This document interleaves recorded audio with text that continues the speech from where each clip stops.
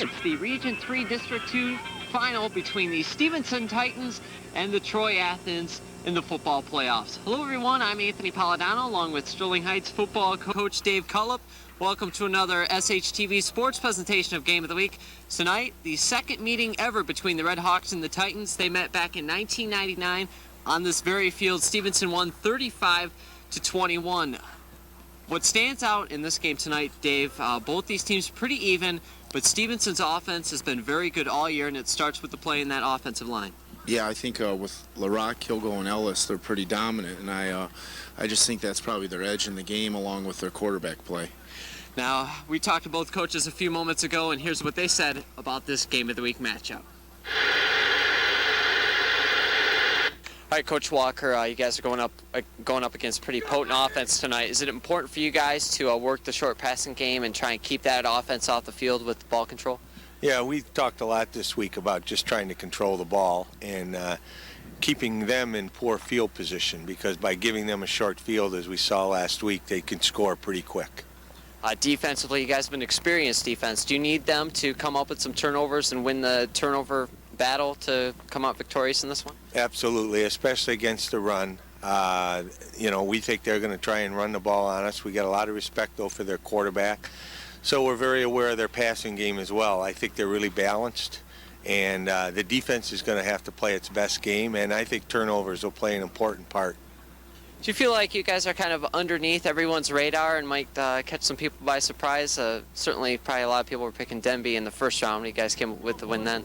Well, I think what you have to realize at this level, even the 6-3 teams, 7-2 teams, they're all pretty good football teams, and they have good players. And sometimes the difference in a win or a loss is a play here or there. So we know that everybody that qualified is a good football team, and they've got good football players.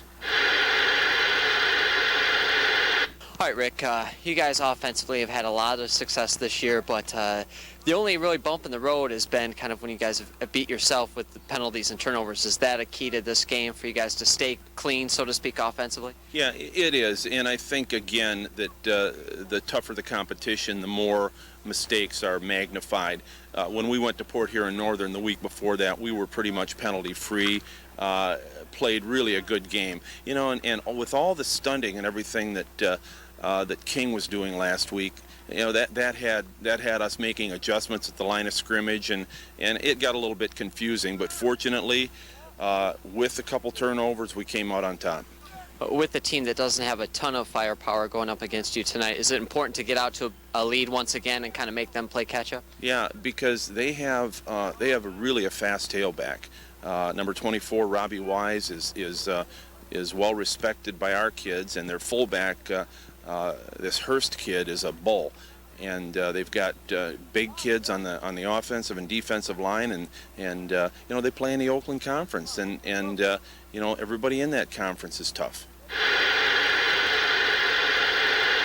There we heard from both the coaches. Both of these teams in the first round of the playoffs got 2 scores. Thanks to playing on a short field. For Athens, it was their only 2 scores of the game. How important is it in the playoffs, because there's not as much scoring, that the defense get a couple turnovers and force the offense or kind of give the offense the short field to work with?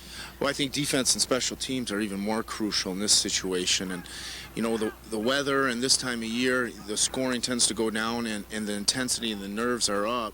So if you can get a short field and you have a good offensive line, it just makes it that much easier. And if you get up, it puts a lot more pressure on your opponent. Both teams tonight probably not going to play really safe with the weather is good, so it shouldn't affect the passing game for either team tonight either, do you think? No, I don't think the weather will affect the passing game, but I think the nerves will. I think it's going to be up to the head coaches to get their quarterbacks comfortable. And if they can do that, the offenses should roll, especially Stevenson, because they are so well balanced. Game features a pair of junior quarterbacks, Ortman for Troy Athens and Stiefel for Stevenson. We're going to take a break. 3 on the season. They were 6-3 in the OAA. John Walker's their coach in his 29th year, 148 wins and 117 losses. Their playoff win was over Detroit Denby, the team that knocked Stevenson out of the playoffs last year. So kind of depriving Stevenson of the rematch they were looking forward to, but happy to step in and be in round 2 nonetheless. And there's Rick Bye in his 30th year at Stevenson, 225 career wins, 77 losses, 1-0 all-time against Athens. The only meeting between these two schools, as we said in our open, Dave, 1999, 35-21 was the score. It was actually the first game I ever broadcasted football on the station.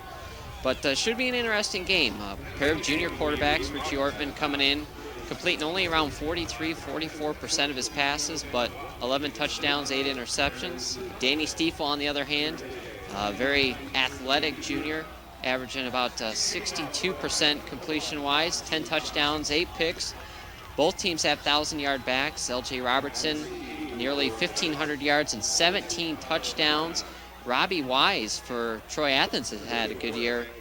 1,053 yards, 11 touchdowns, and 103 yards and a touchdown last week in that win against Denby. Stevenson will kick it off. Bob Busan to do the honors for the Titans, who are in the home blue. I think it's going to be real important here early on to see how both teams do on first downs. Try to get both their quarterbacks comfortable. And the kick taken right at the goal line, and Athens takes it out. That's 34 on the return. Greg Calvin, and Calvin up across the 20, and Athens will start with decent field position. Looking at the rest of their offense, Jeff Hurst, their fullback, gets a lot of action. He's a load, 471 yards rushing. In terms of the receivers, they spread it out and used the short passing game. No receivers on their team have more than 260 yards, so evenly distributed passing game for Athens. Well, that can be a good thing, and sometimes it can be a bad thing, because if they don't have a go-to guy on third down and long, that could be a crucial thing that hurts them. Ortman in the shotgun, and he gives it to Hurst, and they go with the reverse, and they'll go with the pass out of the backfield from the wideout, and it's tipped up and caught. How about that? Well covered, but a great catch. It's number 9 on the reception, Brian Lindsay. Covers 25 yards on the play, and the trick play for Athens right off the bat. Well, we talked earlier about how important first down's going to be early on, and I guess the Troy Athens coach is thinking the same thing. Pulling out all the tricks right away. So 1st and 10 for the Red Hawks, and they give to the fullback, Hurst, and not much there for Hurst as he's met at the line. Like Zombo got in on that tackle. Frank Zombo, 7 sacks on the season coming in. And he's a two-way player and a star for Stevenson. He's committed to Central Michigan. He's got great range, good speed, and he's got a big, long frame. He can make a lot of plays out there for the Titans. One of 2 kids for Stevenson. They have already committed to Division I school. Kevin Kilgo, the tight end and defensive lineman, is committed to Toledo recently. So good to see local guys in the area going D1. 2nd down for the Red Hawks, and the give is to Wise, and gets up to around the 50 before he's tackled. Gain of 1, maybe 2. Zombo was in on that one again. He's off to a good start defensively. So that'll force the Red Hawks into a 3rd and 8. The replay, good pursuit, and the Titan line playing well first couple runs. Yeah, very well.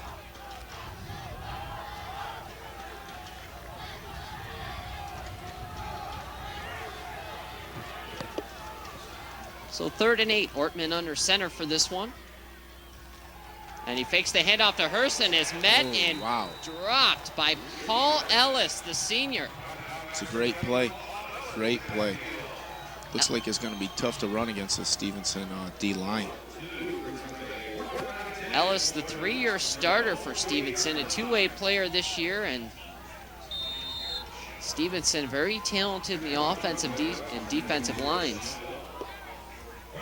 That trick play really was a good thing because it got them decent field position, and field position, as everyone knows, is an important thing, especially in these playoffs.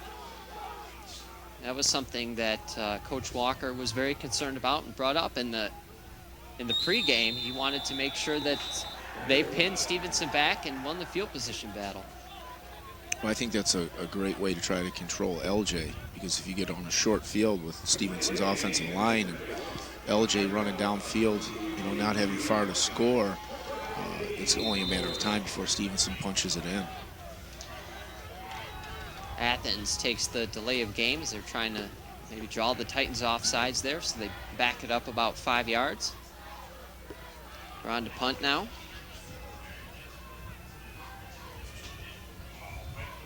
Ryan Shell to punt it away. And it's a short punt, takes a hop and picked up by Belfiore on the run. He gets across the 40 before he's drilled by number 50, Marco Ulai. Wound up getting about a net of 17 yards on that punt, so that's not what Troy Athens is looking for, that's for sure. Gutsy move by Belfiore to pick it up in traffic on the run. Yes, gutsy is definitely the word for that move. So the Titans start 1st and 10 at their own 41. Stiefel under center. Zombo in motion. Matt Muglia and LJ Robertson in the backfield. And Trap. the give is to Muglia. Muglia gets up close to the 50. Just a quick trap. They trapped that left defensive tackle. He rushed right upfield. Muglia's had kind of 2 seasons in one.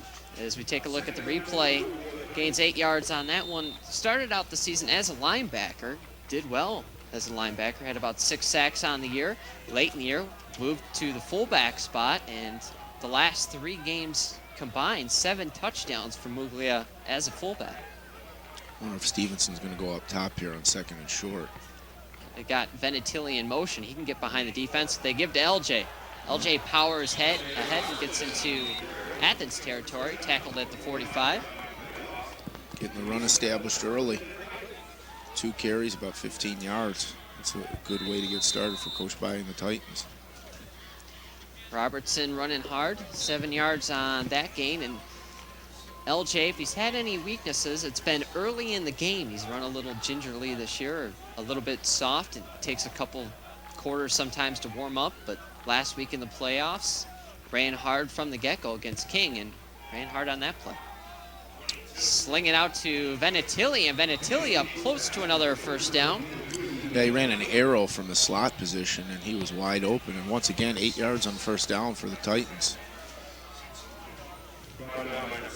Venetili, a very versatile weapon for Stevenson. And when you look at this Titan lineup offensively, the guys they put in the backfield, Stiefel under center, and then the backs, there's another look at it, Venetili along with Muglia and Robertson, all underclassmen. So this is an offense that should be potent next year as well.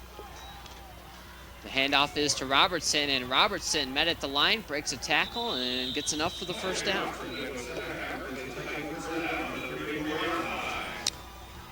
Stevenson's done a good job early on controlling 1st down, and they're on their way to a good drive here. Had several games this year where they started out very good offensively. The game against Chippewa, they won 21-17. They had touchdown drives on their first 3 possessions and didn't score after that. There's a little option out to Robertson. Robertson gets up to about the 40, gain of about 4. That's a great tackle out there, a great open field tackle. It's Ishaq Aziz with the tackle. Yeah, that was a nice play. He went low and took his legs right out. Redhawks feature a set of twins defensively in the linebacker spot. Kyle and Matt DeVerna, both seniors. Kyle coming in 6 foot 180, Matt 6 foot 215. So a little bit like the Skeltis brothers with the size difference. As Stiefel avoids the sack and then gets the 1st down and more. Stiefel makes a move, another move, and he's going to go in for the touchdown. 30 yards on the scramble, and Stiefel has Stevenson up 7-0. Yeah, they were trying to go up top. They ran curl wheel, and it looked like it was covered, and he just took off and made a great play. Stiefel's 4th rushing touchdown of the season, and a double threat offensively. The ability to do it with his arms. We said 62% passing on the season, and the ability to do it right there with his legs. Well, you really see how important it is when you have a quarterback that can run, how much he opens up your offense. Bobby Busan on for the extra point, which is blocked at the line and no good. Let's see if that looms large later in the game, but Stevenson on the board first. Boy, they look sharp on that drive. There's another look at the touchdown by Stiefel. Shakes the rush of number 41 for Athens, Paul DePetris. And the rest is all him. Good block by Matt Deletka, the sophomore, to kind of spring him into the end zone. Yep. And Stiefel has Stevenson on the board early, and that was a big thing for Vi's team. They wanted to get the lead and force Athens to play catch-up. Well, anytime you're in the playoffs, or any game for that matter, it's a lot easier to play ahead than it is behind. Stiefel maybe reminding some of Jorel Petrie, his junior year at Eisenhower, when he kind of ran free that year. Didn't run as much as senior year, but as a junior, he scrambled quite a bit. Well, when you throw the ball, linemen tend to go upfield and open up lanes to run. If you can run, that can cause a lot of problems for a defense. There's the kickoff, and dropped at the 10, picked up again by Ham, and he breaks a tackle, makes a couple moves, and he gets up across the 30 to about the 31. It looked like it might not gain very much, but Kelvin with a pretty decent return out of it. Yeah, made something out of nothing there. Another look at the return. Almost disaster if Athens wasn't able to come up with that one. That wouldn't have been a good way to start. Yeah. So 1st and 10 at their own 30. Down 6-0 here in the first. Ortman back to pass. It's tipped at the line and incomplete. Frank Zombo at the line having quite a first quarter here for Stevenson as he made the tip. Yes, he is. He's been in on several tackles, and then he tips that ball. It's demoralizing for the quarterback to have the ball tipped to the line of scrimmage. That's the one thing Stevenson has done very well this year. They've got that D-line trained pretty well, that if you can't get to the quarterback, put your hands up. And we've got Zombo 6'4", Kilgo 6'5" on that line, along with LaRock and Ellis. Got some height on that line with the wingspan. They're able to knock the passes down as there's Wise taken down. Wow. Number 7 for Stevenson. That was a great tackle. Drew Rozier, who started the year as the Stevenson quarterback, lost the job to Stiefel and has reemerged as a big impact player on defense. That was a nice tackle, right at the line of scrimmage.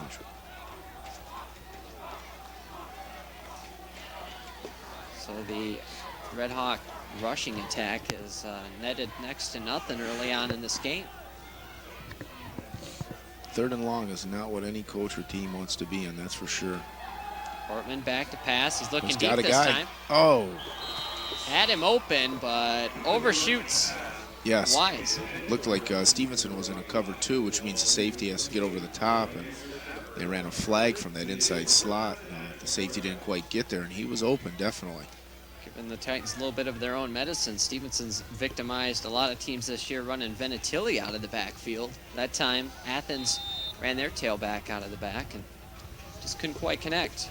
Ortman, only a junior, only completed about 43% of his passes this year, as we said. So accuracy, not always a sure thing for him.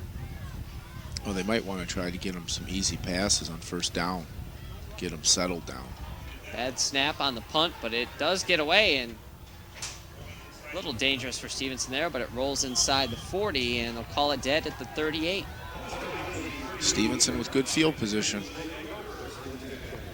Not quite the short field we were talking about, but certainly not backed up in their own end zone like Coach Walker would like them to be. Boy, Troy Athens really has to make an effort to stop them here because they don't want to go down 2 scores.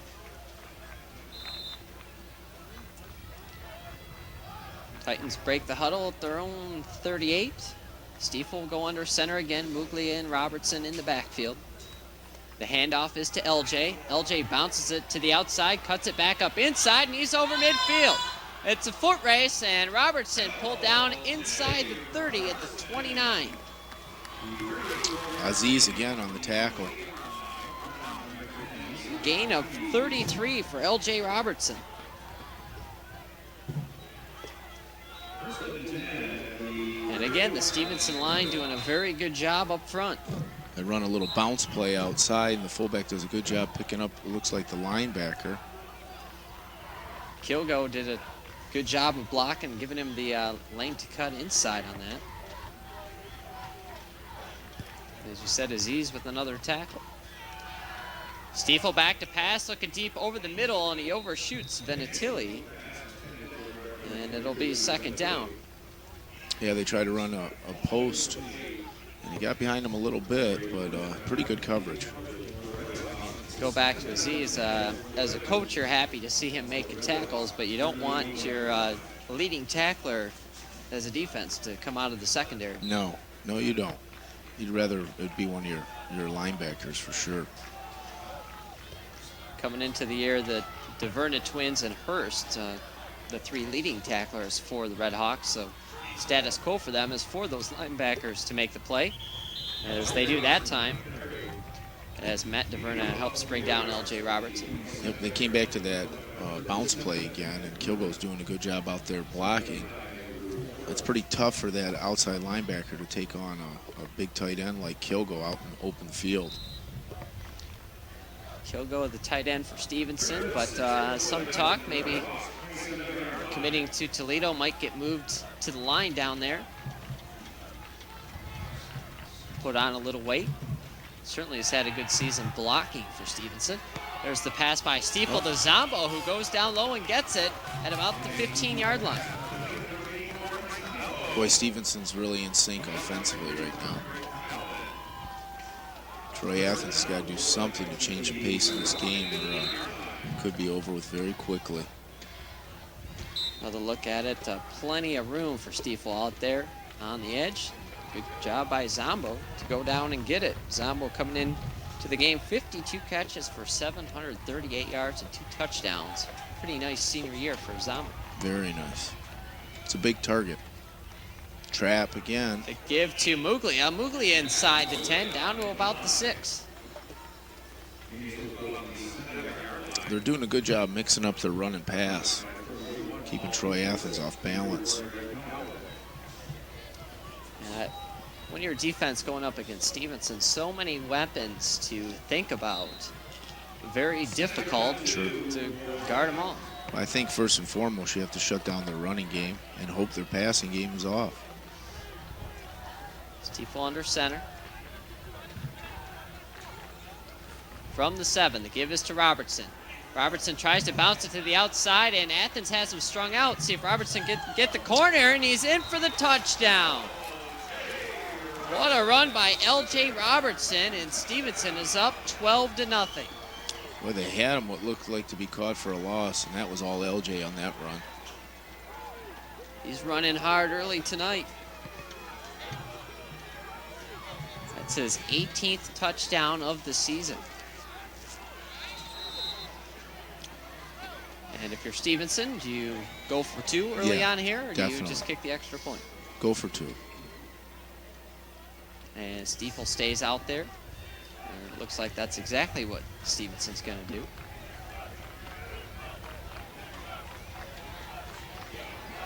So 12-0 our score. Stevenson going for 2 to try and go up by 14 here in the first.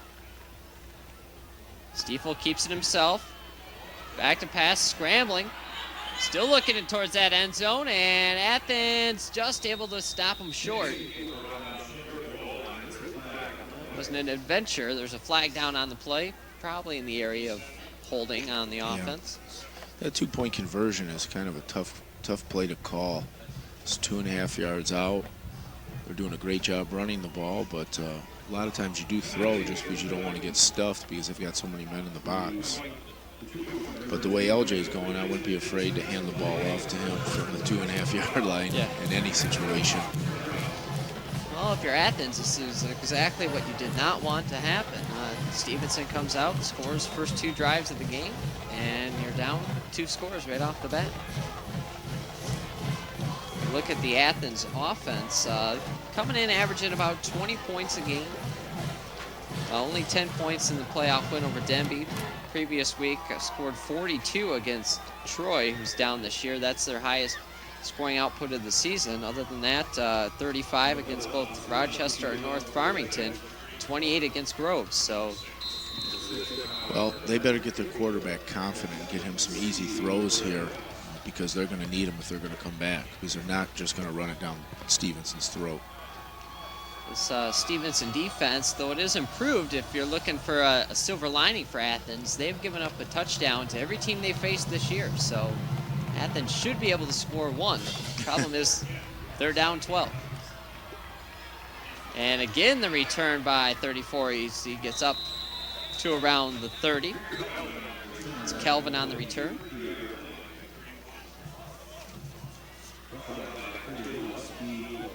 So Ortman will go back at it. He's yet to complete a pass in this game.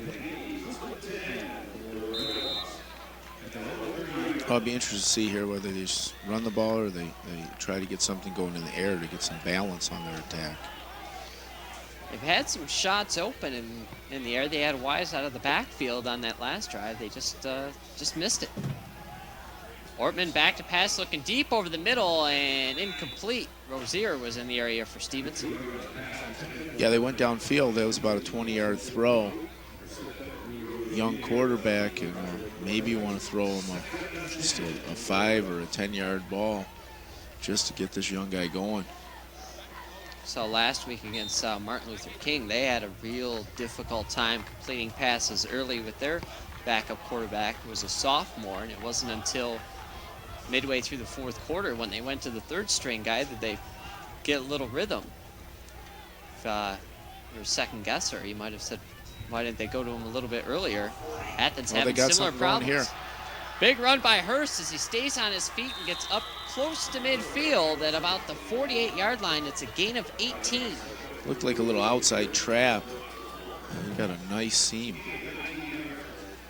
Spread him out and then ran right inside of that defensive end. Hurst, 5'10", 205-pound fullback, also starting linebacker for the Red Hawks, and he's a load out of the backfield. Athens, 4 wideouts on first down at the 49. Ortman out of the shotgun, looking deep over the middle and incomplete. It's about the third time they've tried to go down the middle and split that cover too. They were trying to go to Wise again over the middle, and I'm sure Robbie could hear the footsteps. Yeah. Looked like they had that little flag route open up on their offensive left side, but he keeps trying to split the safeties. Ortman seems to have pretty good touch on the ball, pretty good arm, just unable to find the range early on. Maybe nerves a part of it, as the Titan defenders almost take each other out on the play. 2nd and 10. Ortman still without a completion. He's 0 for 4. Looks near side over to number 9, and that's caught. Out of bounds goes Sorrow. Or excuse me, that's Brian Lindsay. They've got their completion now. That's Lindsay's second catch of the game. He caught the first play of the game, the trick play on the pass from Matt Abro to him. Oh, that's right. They did have the completion at the beginning. But that is... of course, that wasn't the quarterback's yeah, completion. That was Ortman's first completion of the game. Gain of 4. 2nd, 3rd, and 6. The give is to Hurst, and Hurst powers his way ahead for a first down. Well, they're spreading them out and they're running the ball. That's twice they've run off their left side with their fullback. And Hurst is a load. Yeah, they're actually running what looks like we call, and a lot of colleges call, a rat play, where they're blocking the defensive end and folding up on the linebacker. They're doing a good job right now. The left tackle for them. Little reminiscent of one of your old guys, Johnny Curtis there, running Yes. with 2 hands on the ball. Johnny now at Western. Boy, it'd be great to get him back.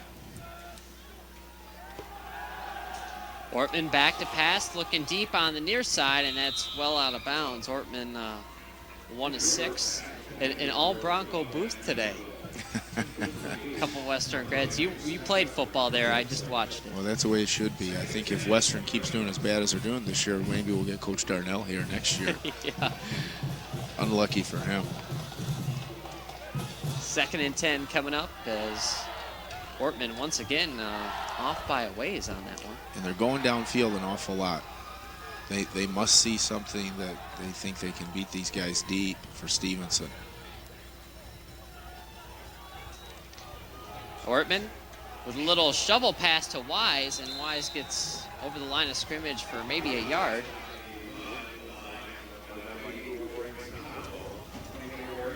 Not much there for Athens. This is kind of weird territory now to be in because you're at the 37-yard line.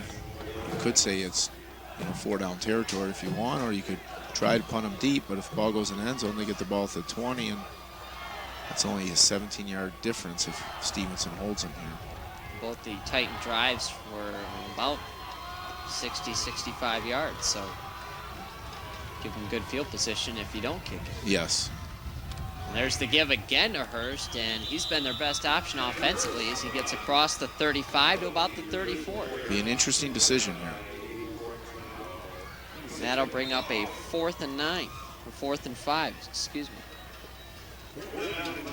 And that should be the final play of quarter number 1 here at Runkle Field. It's been all Titans here in the first quarter. 2 touchdowns for Stevenson as they lead it at the end of 1 quarter in this district final game between them and Troy Athens, 12-0.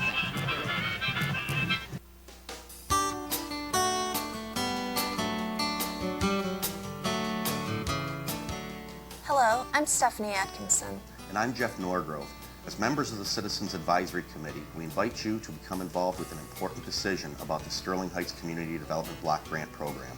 On Monday, December 6, 2004, you will be given an opportunity to present ideas, make proposals, and discuss new ways of developing the community. Now is the time to hear from our citizens. Your ideas can be for the next year or future years. Suggestions for block grant funding may come from individuals as well as from neighborhood groups. Projects are eligible as long as they benefit low and moderate income persons, aid in the prevention of slums or blight, or meet community development needs. It is important to the Citizens Advisory Committee that residents and interested groups with ideas for the community come forth. If you cannot attend the public hearing, please send your ideas to the Citizens Advisory Committee, care of City Development at City Hall. Be a part of this opportunity to help shape the development of block grant funding. Our public hearing will be on Monday, December 6, 2004 at 7 p.m. in the council chambers at City Hall. If you have any questions, please contact the Community Relations Hotline at 586-446-2489. We hope to see you at the December 6th public hearing. All right, welcome back, everyone, to our Game of the Week. 12-0 as we start quarter number 2. There's Rick By. Got to be pretty happy with the way things have transpired so far. A couple first quarter touchdowns, much like last week. Well, the worst thing that could happen for Troy Athens right now is to take a sack and give Stevenson a 55, 60-yard drive.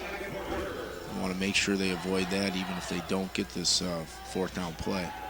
And there's the give to Wise, and Wise cuts it up, and it looks like he's going to be about a yard short. Well, maybe the coach was thinking the same thing, that if he didn't get the 1st down, he wasn't going to give him field position. And it almost was a 1st down for Athens. Wise had a little seam, and you got a little glimpse of the speed of Robbie Wise. Yes. And doesn't need a lot of space to get vertical and just stop short. So Stevenson starts out for drive number 3 at their own 30.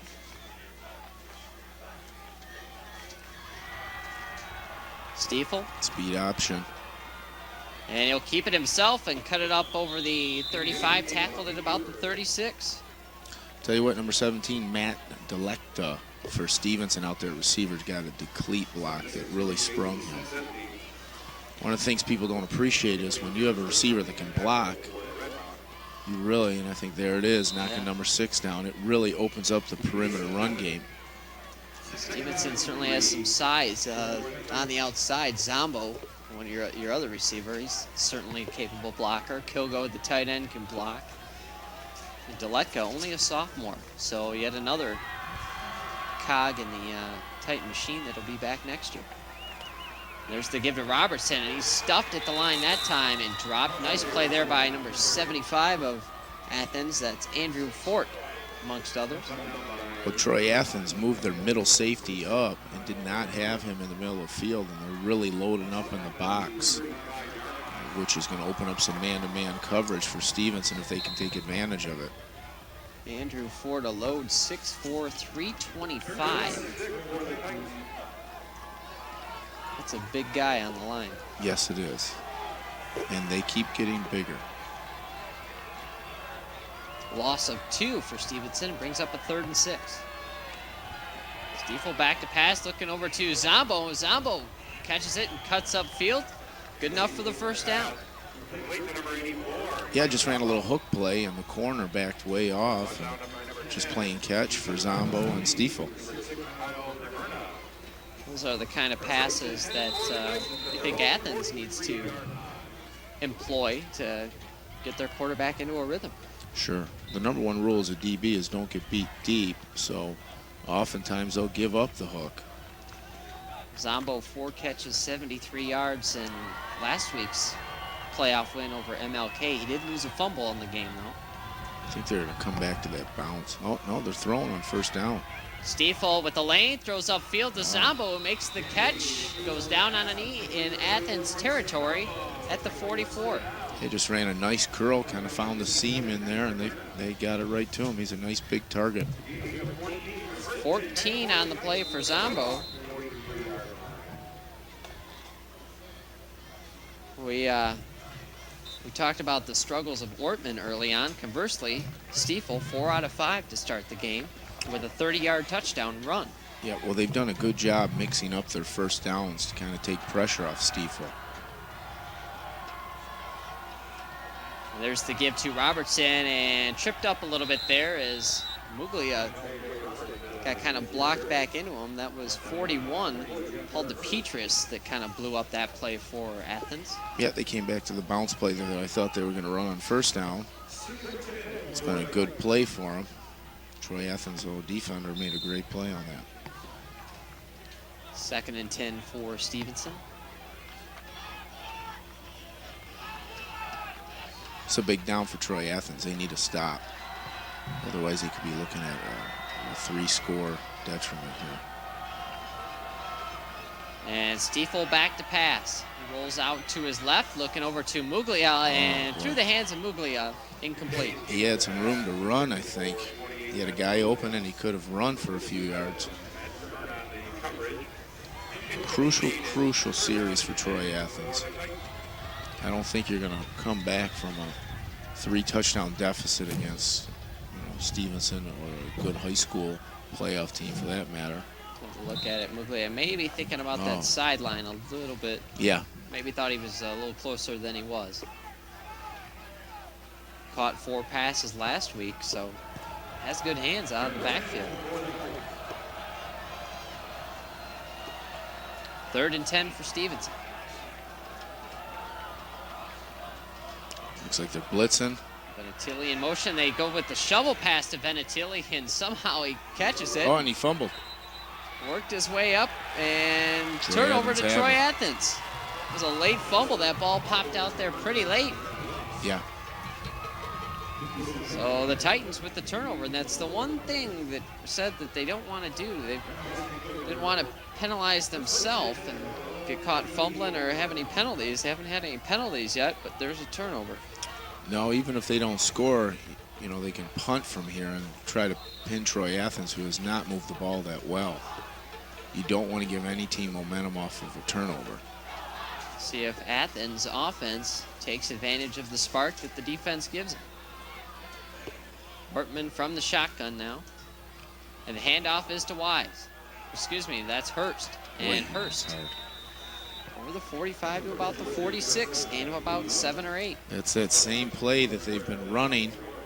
And that left tackle for Troy Athens is doing a great job on Stevenson's defensive end.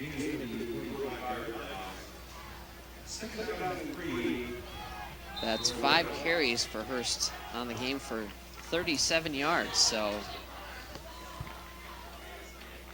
he's having a good game thus far.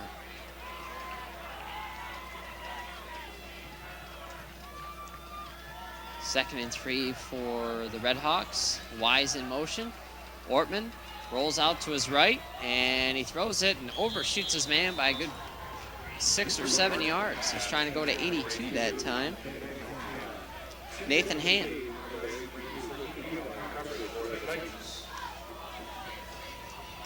Definitely a struggle right now for Ortman to get completions.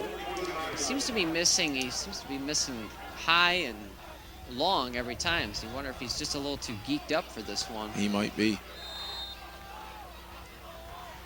Too much adrenaline going through the veins. Only a junior.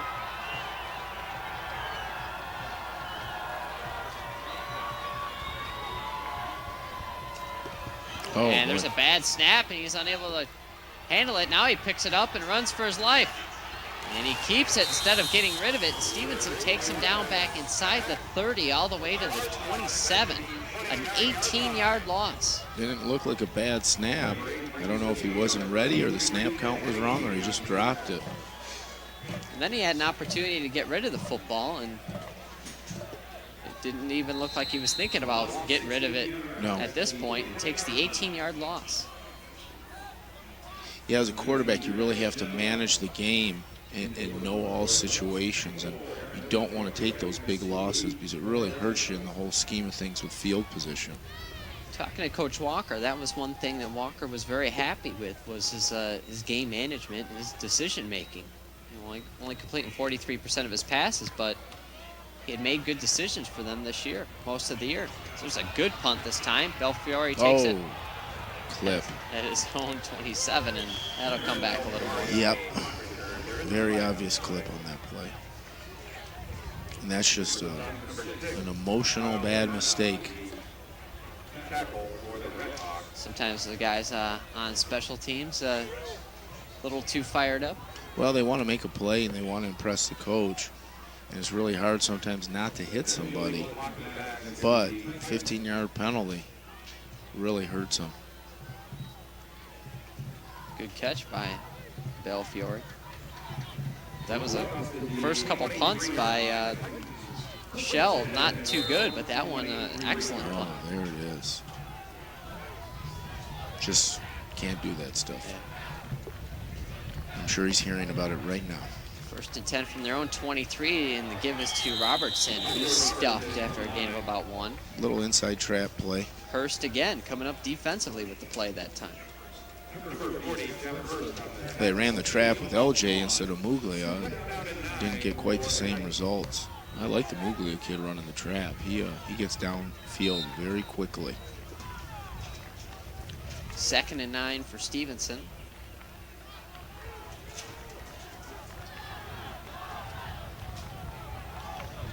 Robertson in the backfield by himself now. 3 wideouts. Fake to Robertson, and Stiefel gets rid of it and finds Matt Deletka over the 40 to about the 42. Good enough for Stevenson, first down. That was just Stiefel having great feet and eluding the rush. He made that play pretty much on his own.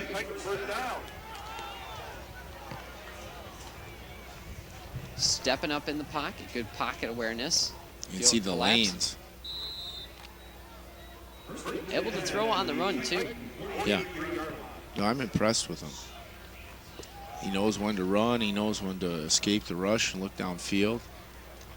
The transfer from K-Pac having a great game so far. 1st and 10, he hands off to Robertson, and LJ goes down behind the line of scrimmage for a loss of about 3.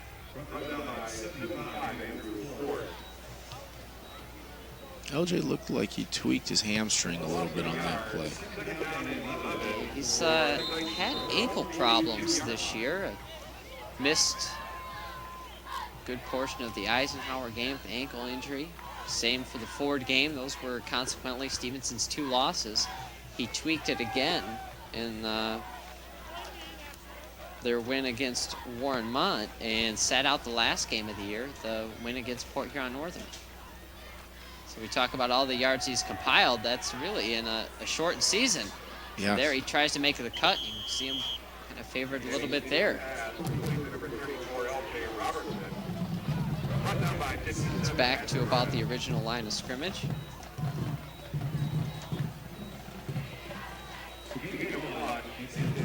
Let's see if we can see it over here on the short side. Well, it might be his ankle, like you were saying, Anthony. I thought maybe it was his hamstring, but something definitely has affected him a little bit these past couple plays. You can see it in his running.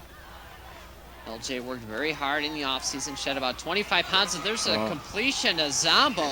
Goes up and gets it, gets the first down. Had him in man-to-man coverage, and they ran a double slant, and they took that linebacker out of there, and Zombo just came right across and had a nice window to catch that ball. Stiefel 8 of 10 to start this one. Zombo with his 4th catch already. We've still got 4:25 left to go in the second quarter.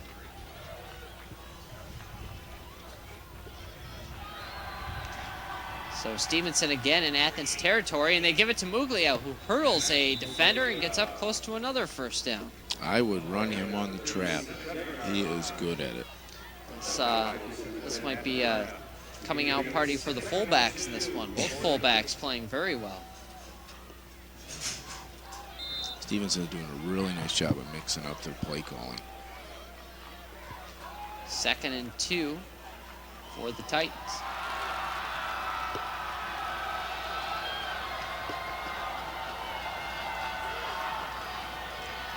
Stiefel back to pass. Looking over to Zombo, and Zombo has it knocked away at the last minute by Aziz. Ishaq Aziz with a nice play. Really close on the ball well. Stiefel probably should have put a little bit more air under that. He might have had him. Zombo was definitely there.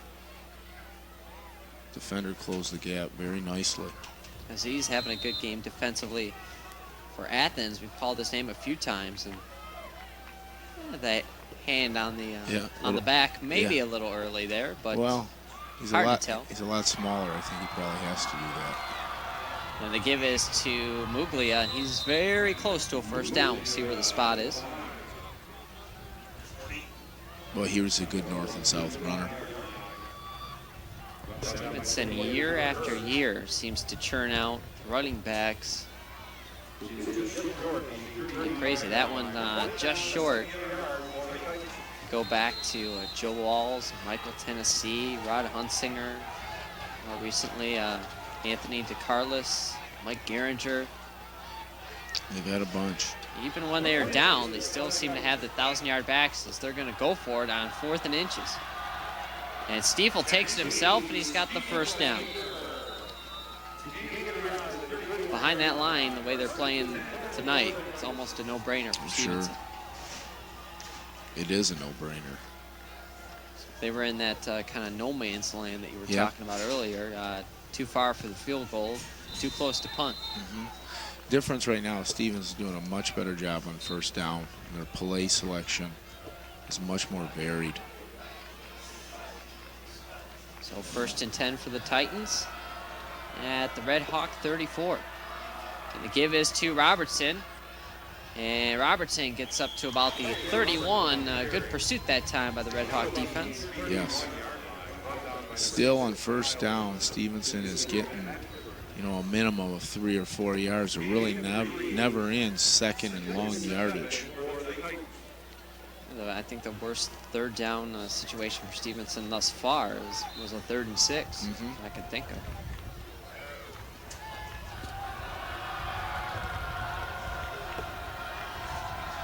Stiefel under center. Short drop this time. Pumps and loads up, trying to go to Zombo, and it's broken up over there by Aziz. And number 6, Kyle DeVerna, one of the twins we talked about. That was a nice play. And the pump fake from Stiefel allowed the defenders to close a little bit. Yes, it did. One of those timing plays, and it probably wasn't open from the get-go. And I think 78 had a lot to do with that, jumping up. Ronell Hodges getting in the face of Stiefel. Now the Troy Athens defense has got to be careful here because they want to come after Stiefel, but at the same token, they don't want to give him a lane to run.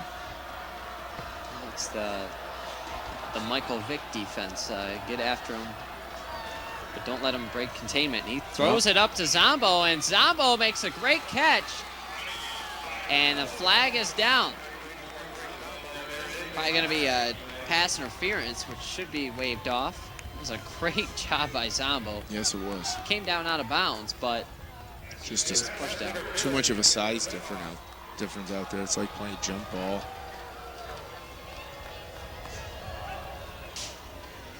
Frank Zombo, quarterback's best friend. Any quarterback's best friend. Yeah, you can't coach size. It's a gain of 15 on the play. Great job. Those are right out of your screen there. First and 10 at the 16. The give is to Robertson, and he had a little bit of hole, but a good job of closing by 76, Jason Sessi. There's 6 sacks coming into this one.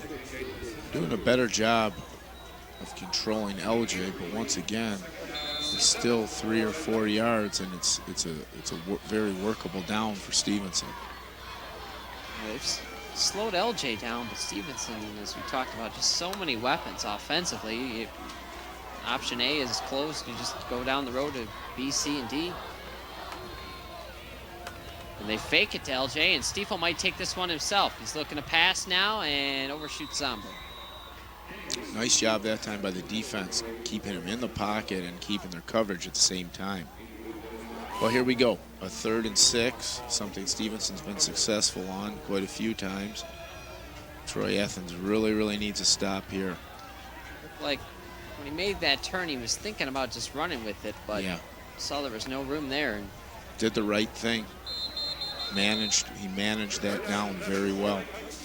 Stiefel 9 out of 14 so far in this one, as Stevenson calls a timeout. Zombo already with 5 catches for, quick math here, 50 yards. So Zombo has been a big threat offensively.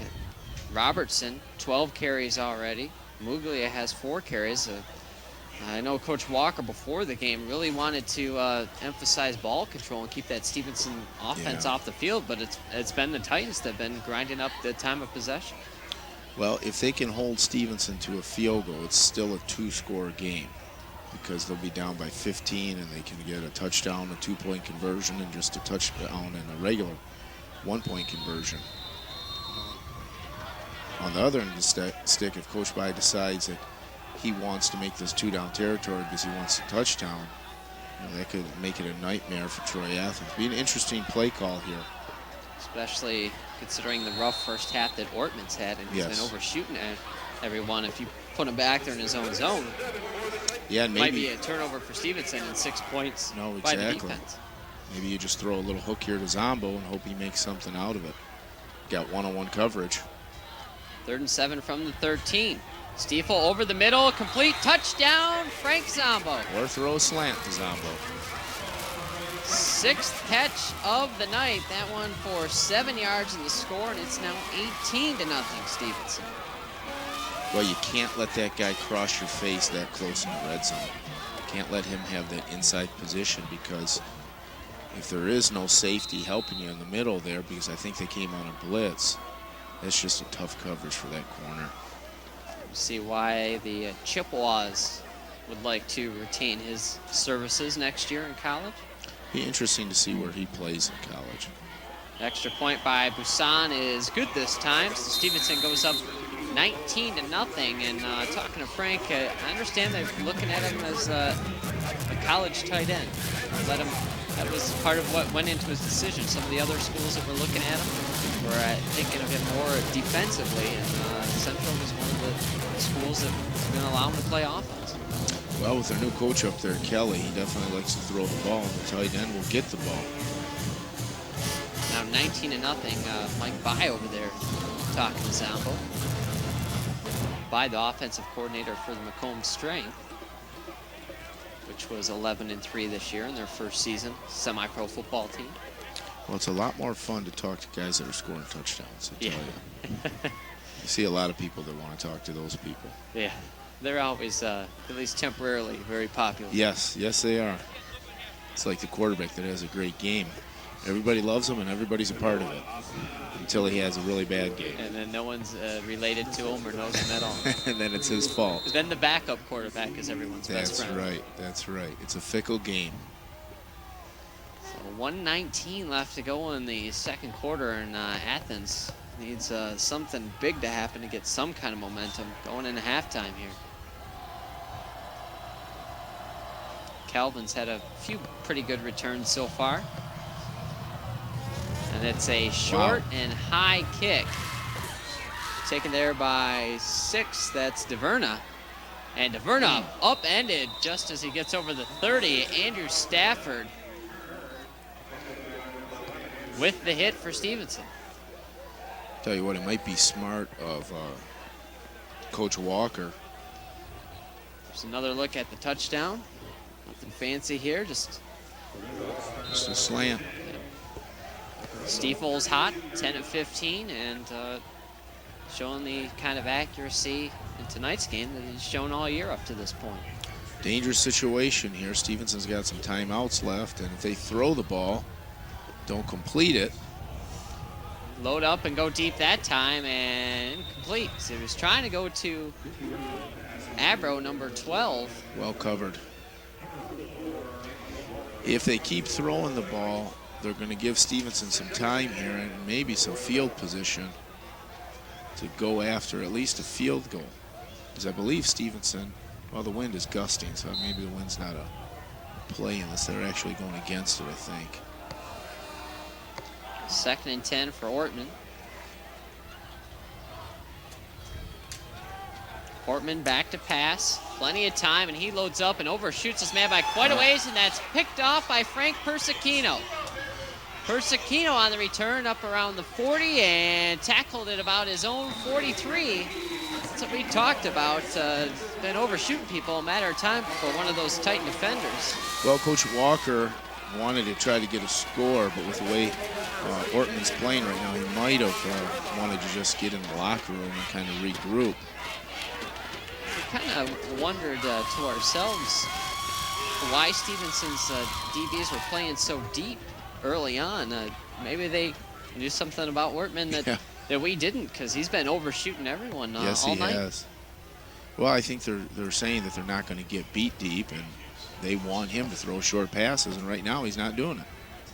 So Stiefel and the Titan offense trying to tack on some more, and that time Stiefel overshoots Zombo.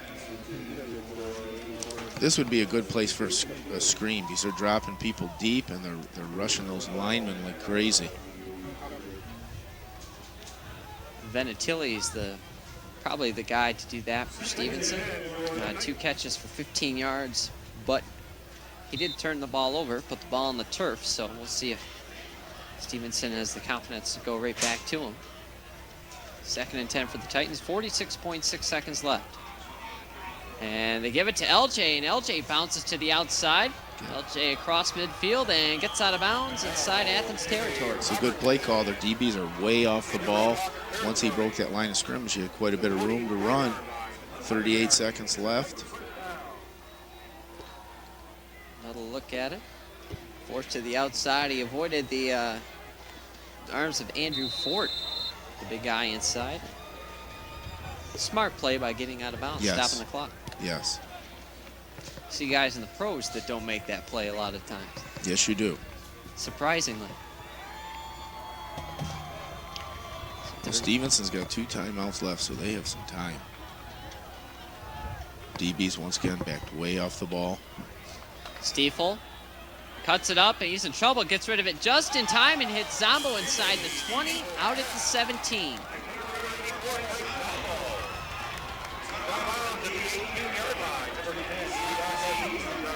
27 yards to Zombo on the play. First down for Stevenson. Boy, if they get a score here, it's going to be so demoralizing for Troy Athens. And Coach Walker looking a little stunned over there on the Athens sideline. It's kind of a blue blur that's hit him here in the first half. Stiefel back to pass, and that one's tipped at the line and incomplete.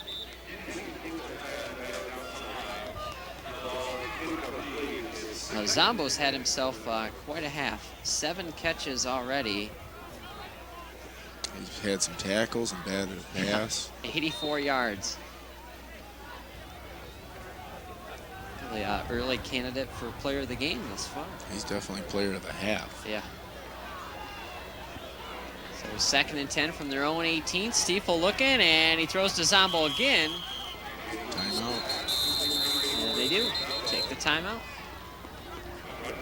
One of the rules they changed is the head coach is allowed to call a timeout now. And you see Coach Pai, he was Johnny on the spot calling a timeout. Takes a little bit of pressure off you as a coach because you have that right to do it. Don't have to have a kid look at you or train a kid or have a kid make the decision. It's the 8th reception of the first half by Zombo. Gets it down to about the 13. That was a gain of 5. Frank, I believe a semi-distant cousin of the former Detroit Red Wing, Rick Zombo. Really? Something like 2nd, 3rd, 4th cousin, twice removed, something in there. But if it gets them into games, yeah, that's all that matters. No games to get into as of yet, though. No. It's been quite a half. 8 receptions. As we said, a couple nice tackles early on. A couple passes knocked down. Everywhere. Stiefel having quite a first half as well. 12 of 19 in the first half. Well, they've got press coverage right now. Oh, they're backing off. They could come back to that slant. And he throws the jump ball to Zombo and knocked away over there by 34. Calvin. Did a good job of disguising the coverage. Pressed. And I don't know if Stiefel audible to the fade or that was called in the sideline, but that's a tough ball to throw when that DB is off the ball like he eventually wound up. Good play by Calvin, too. They made a little change, got someone a little bigger over there to get on. Get on Zombo Aziz coming in, not the tallest guy in the world. Yeah, Calvin just matches up a little bit more physically, I think. Bob Busan on for the 30-yard field goal. He's got 2 field goals on the season. Snap is down, the kick is up, it's a wobbler, and it's good. So, not exactly the most graceful flight for that ball, but it makes it through. A lot of things going Stevenson's way right now. Game of momentum and some luck. And right now, Stevenson has all the momentum and most of the luck. And all the points, 22-0. Perhaps the most important thing going their way so far. And this is a Titan team which this year, for better or for worse sometimes, has done a little bit of the Fab Five, play to their opponent a little bit this year. But so far today, they're taking it to the Red Hawks on the home field. I think once you get in the playoffs, you realize there might be no tomorrow. So you play at a different level, a different edge than you would during the regular season. So now that decision, as you said, to instead of sit on the ball by the Red Hawks there and to throw it, comes back and bites them for another 3 points. Yeah, they might have just wanted to maybe get in the locker room, run a few plays to get some confidence. But, you know, hey, every coach makes decisions that he feels is best for his football team, and Coach Walker is their coach, and he's the guy that works with them, so he knows them best. He knows them best, and he knows them longest, with 29 years at the helm. As we said, 148 career wins, 117 losses coming in. The best season, a couple 8-win seasons back in the 80s. Were you even born when he started coaching, Anthony? I think I was 1. Okay. I think he started 76, if my math is correct. Bai started in 75. I came on the scene in 75, about probably week 3 of the regular season. And Abro covers up the kick for the Red Hawks. And interesting to see if they stick with Ortman in the second half or if they go to Matt Abro. He's a good athlete, and he's done a little bit of quarterbacking for him this year. His older brother, Mark, was the QB. That name sounds familiar, out of Athens during that 1999 playoff game, and Mark went on to Western. Good calls. Yeah. You know he's smart to go play baseball. Well, I remember Mark, and he was a tremendous athlete, and he obviously made probably the best decision of his life by going to Western. Not that we're biased or anything. They tried to go to Magnets, knocked down over there. That was Mike Walmer over there, our player of the game last week, who could have picked that one off, but he just slam dunked it into his own bench. Well, he definitely didn't want to take a chance of having a jump ball. 2.7 seconds left. And again, Athens a little defiant not to just take a knee and go into the half. Yes, Richie Ortman is having a tough half. 2 of 11 for 5 yards.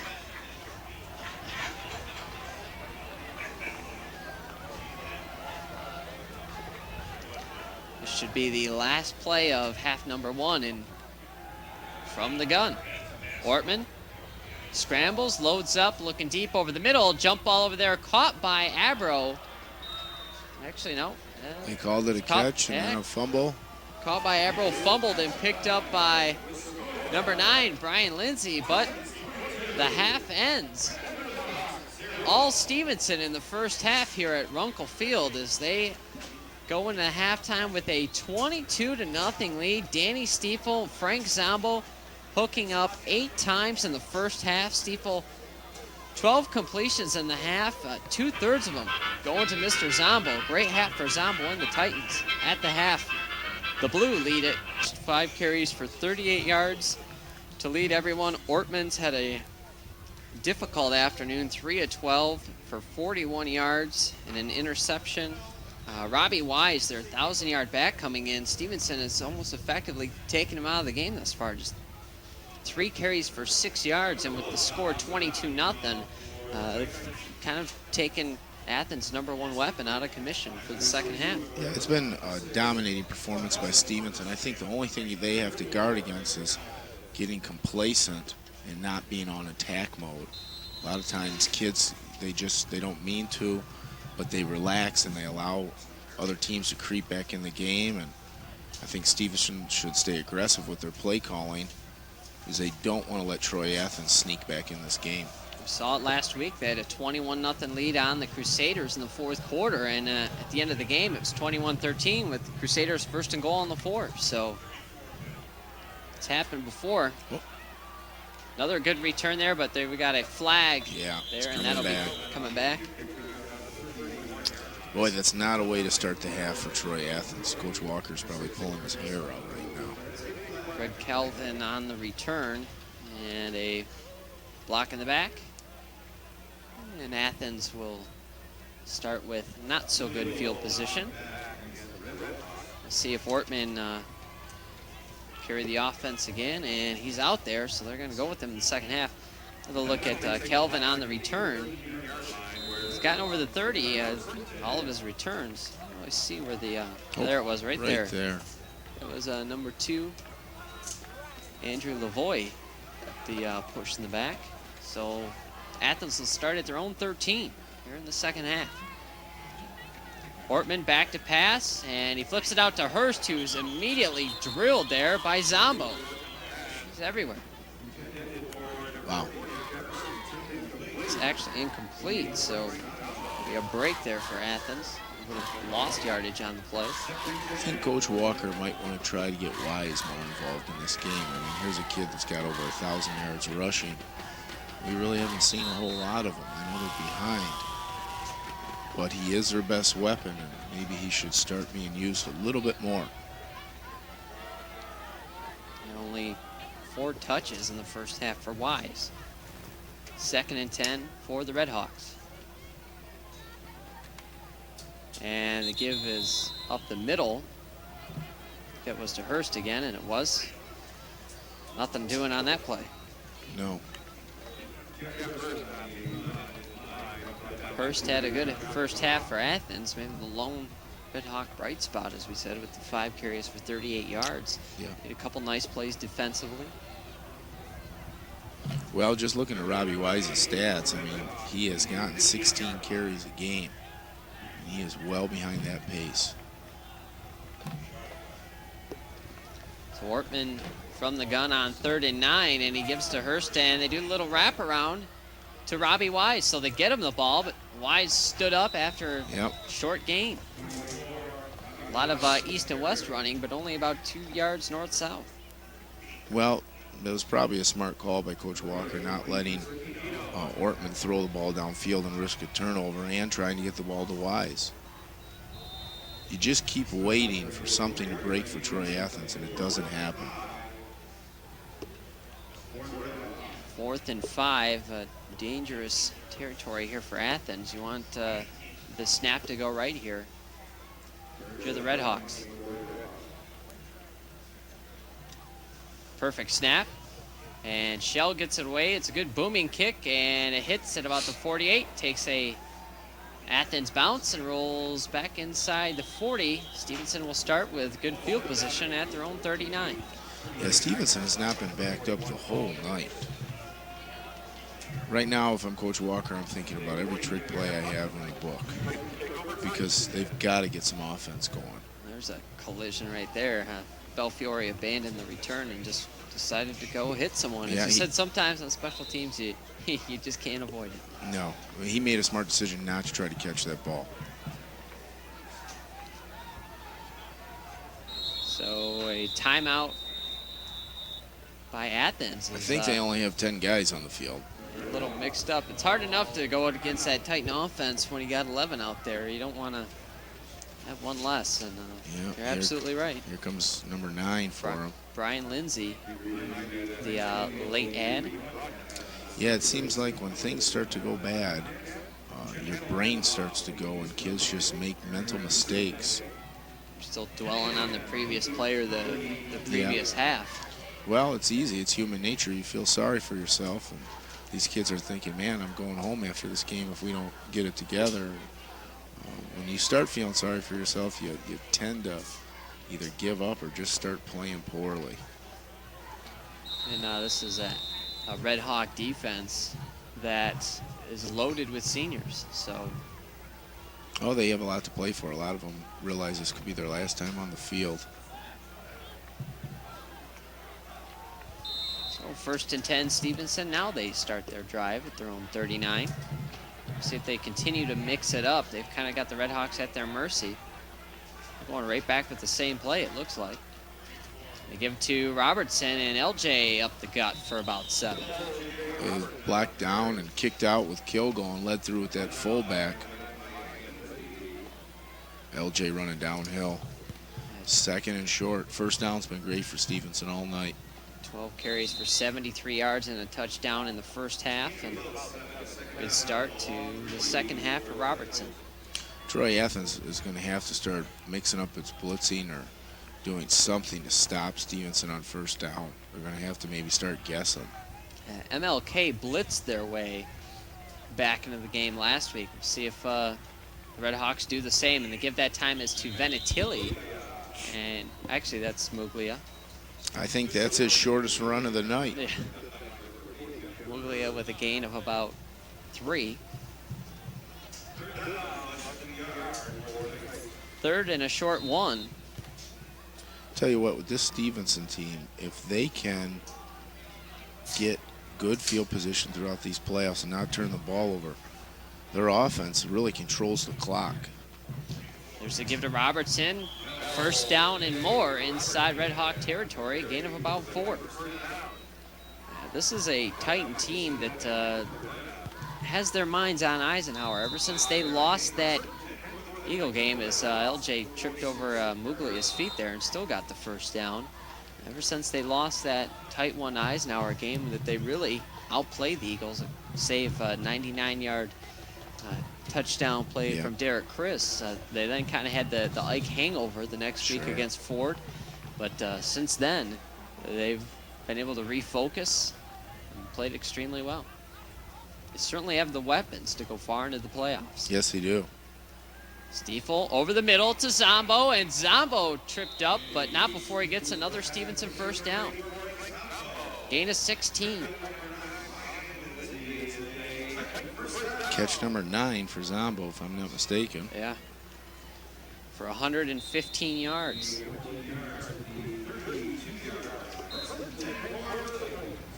talk about what a weapon Kilgo has been for them. Kilgo, 10 catches, 125 yards on the season. Zombo's almost reached that in one game. And there's the give to Robertson, and Robertson blasts up the middle inside the 20, and that Stevenson offense has the Athens defense on its heels right now. Yeah, you can just tell by the body language. Stevenson smells blood. And they're bigger up front for the most part, so they can just lean on those Red Hawks and blow up some big holes. And if this game keeps up this way, we might have a running clock before long.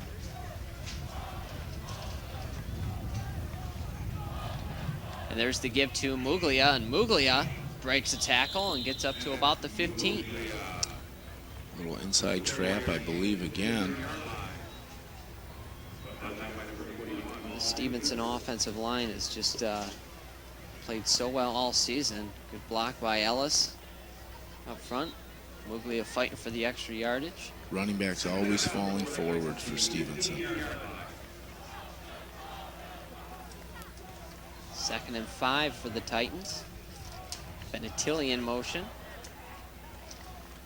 There's the give to Robertson, and he bounces it to the outside and stood up and dropped for a loss that time. Good pursuit by Hurst. And number 6, Kyle DeVerna. Well, if I'm Troy Athens right now, I think I'm putting a big star on Zombo, and I'm going to try to cover him. At 3rd and 8, Zombo only 3 touchdowns on the season, but he is Mr. Third Down for Stevenson. Anytime they need a clutch catch, that's where they go. It's been a few games this year where they haven't thrown to Zombo a lot and used him a little bit more as a decoy offensively, but no decoy tonight. Looks like they're going to get a blitz. Stiefel back to pass. Stevenson picks it up, and they find Zombo, who makes a move and cuts up inside the 10, down to about the 2-yard line. No problem for Stevenson on that one. No. Zombo and Stiefel are definitely in sync. Stiefel just doesn't get the happy feet. Steps up in the pocket. Finds the big 6'4" target. So 1st and goal for the Titans. The give is to Robertson. Robertson to the corner of the end zone. Touchdown, Stevenson. The Titans starting to make this one look easy as they're up 28-0, 5:41 left to go in the 3rd.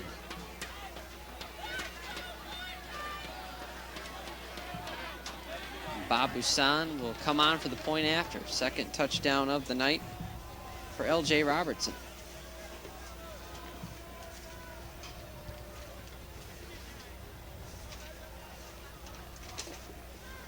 That's Robertson's 19th touchdown of the season.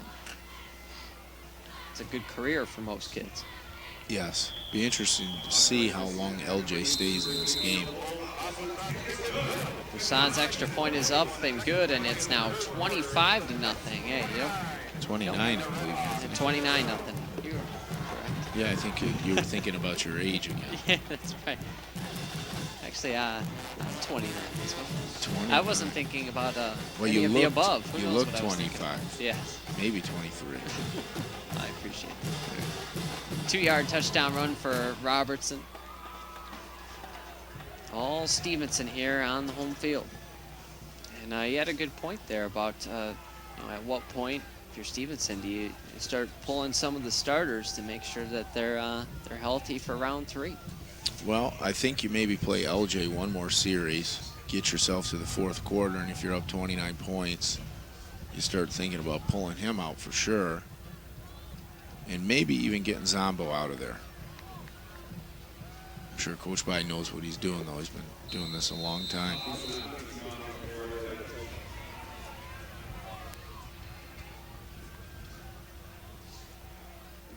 Stevenson will kick off.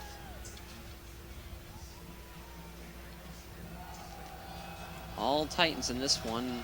Red Hawks going to have to go to the air early and often here if they're going to try and get back in this one. There's a good kick by Busan that time, and it's driven back into the end zone, and Athens will have first down, 10 yards to go from their own 20.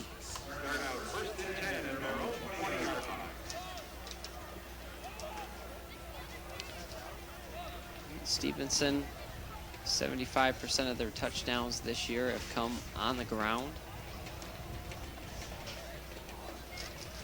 And it's just about held true tonight.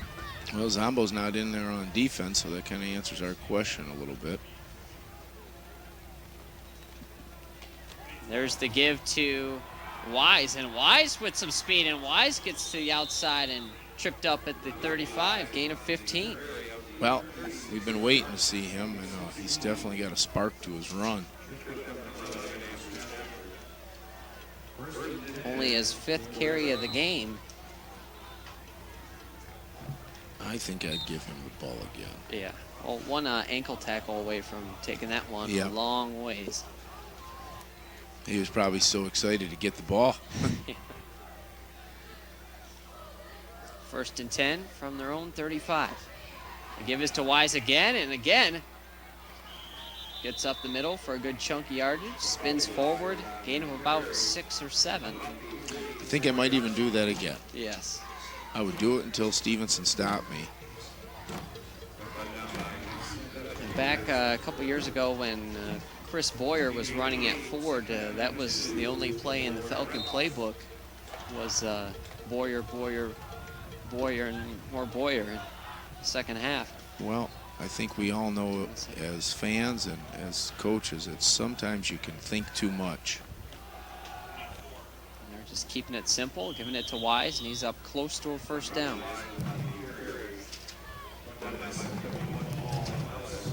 Ellis on the tackle for Stevenson. First down for the Red Hawks. Of course, this takes an awful lot of time, but I don't think for Athens right now it's a matter of time. It's a matter of trying to make this a competitive game and just getting a score or a couple scores on the board.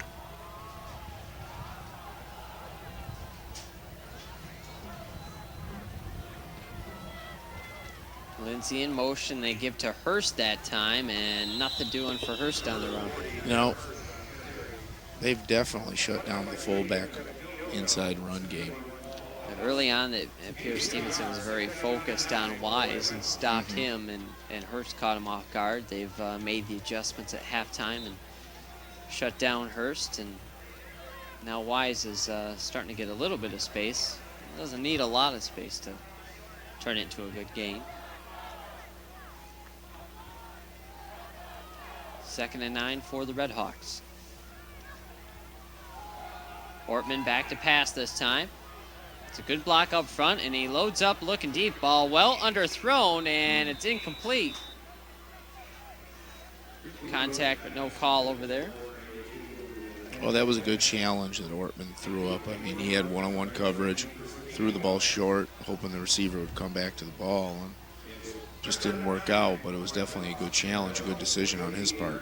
Looked like he might have lost that ball out of his hand a little bit as he was letting it go. Well, maybe not. Try and get a flag or something in their favor. Not a pretty spiral, but... No. Coverage over there by Frank Persichino. Ortman back to pass. Going over to the far side and complete and driven out of bounds is 82, Nathan Ham. Well, Zombo was back in the game, so... Maybe just giving him a breather out there.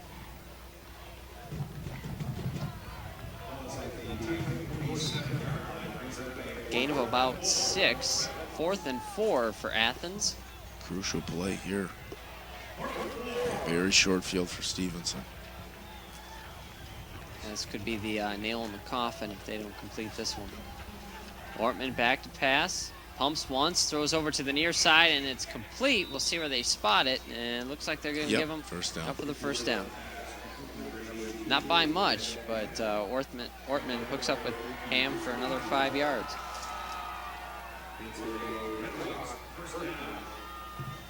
Here you see him getting away from the rush a little bit. The receiver tried to make a little bit out of that run, and it almost cost him a first down by going backwards.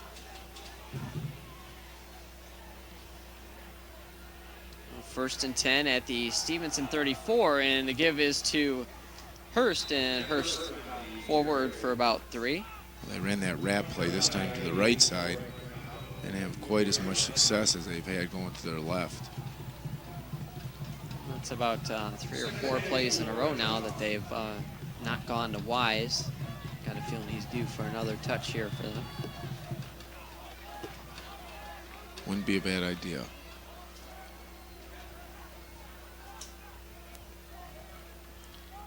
And there's the handoff to Wise, and Wise makes a nice move, and Wise down past the 20, inside the 10, and pulled down at the 7-yard line. 35-yard gain for Robbie Wise. This kid's a pretty good player. Yeah, that was a nice move. Hurdles a couple people there. I think maybe he deserves 26 carries a game. Yeah. Maybe he's, I don't know if he has maybe some stamina problems or something, why he only averages about 16 a game, but be running him all over the place. 35 yards on that play right there. Athens with their best field position of the night. And they give us to Hurst. Gets a couple.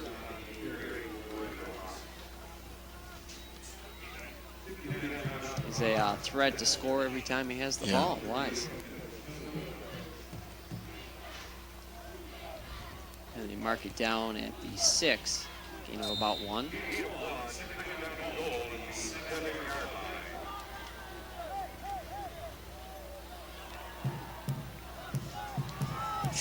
Wise 11 touchdowns rushing this year. Ortman has 11 through the air, so it's anybody's guess which way they'll go here.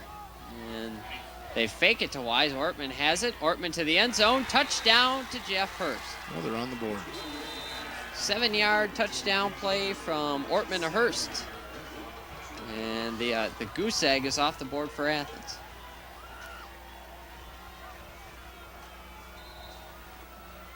That's Hurst's 3rd receiving touchdown of the season, and it's 29-6.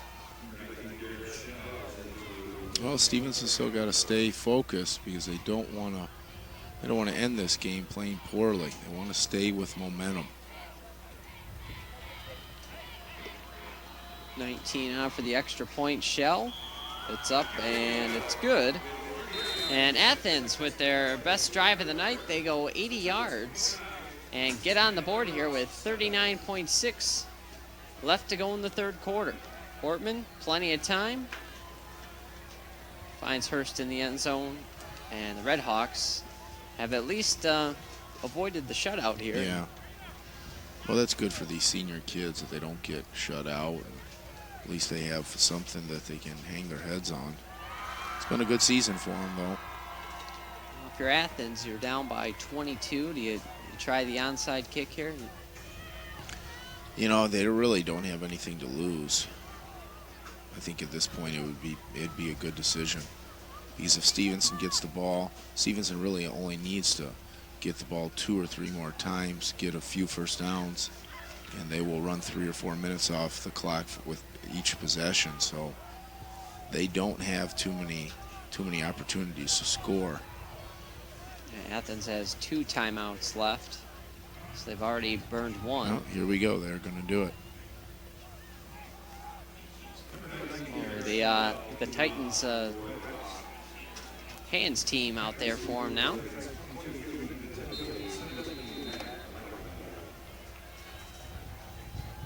And they kick it to the right side. And Athens sprawls out and can't quite get to it. Good idea there as it gets out of bounds. Penalty on the Red Hawks. They had everyone lined up to the left, kicked it to the right, had a shot at it. Almost worked. Interestingly enough, on the front line, Stevenson had 2 linemen, a 69 number and a 55. So I don't know if they really did have their hands team out there. if that's their hands team, those linemen are pretty talented. You said Kilco may wind up being a offensive lineman in college, but Yeah. got good enough hands to be a high school tight end. Sure. And the Titan first team offense still out there.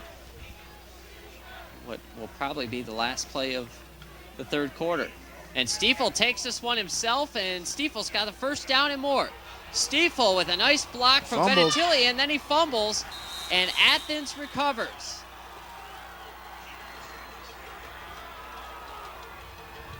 Gain of 35, but then they cough it up and turn it over. 41 with the recovery, Paul DePetris. Well, I give Coach Walker and his squad a lot of credit because they're not giving up. So Athens will have the ball for the last play of the third quarter. The Stevenson team always has a way of making these games interesting. I don't want you to turn off the television. There's Wise, and Wise gets outside and turns the corner. Wise across the 50 and knocked out of bounds at the 40-yard line. Well, I think we were talking about this guy a little bit earlier, and well, he's making his coach look good in the second half.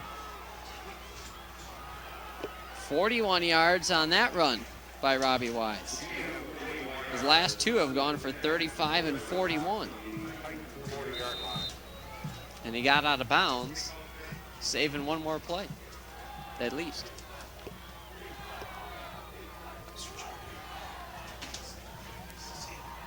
Right now, Robbie Wise is saying, give me the ball. Yeah. And I think Coach Walker's going to listen to him.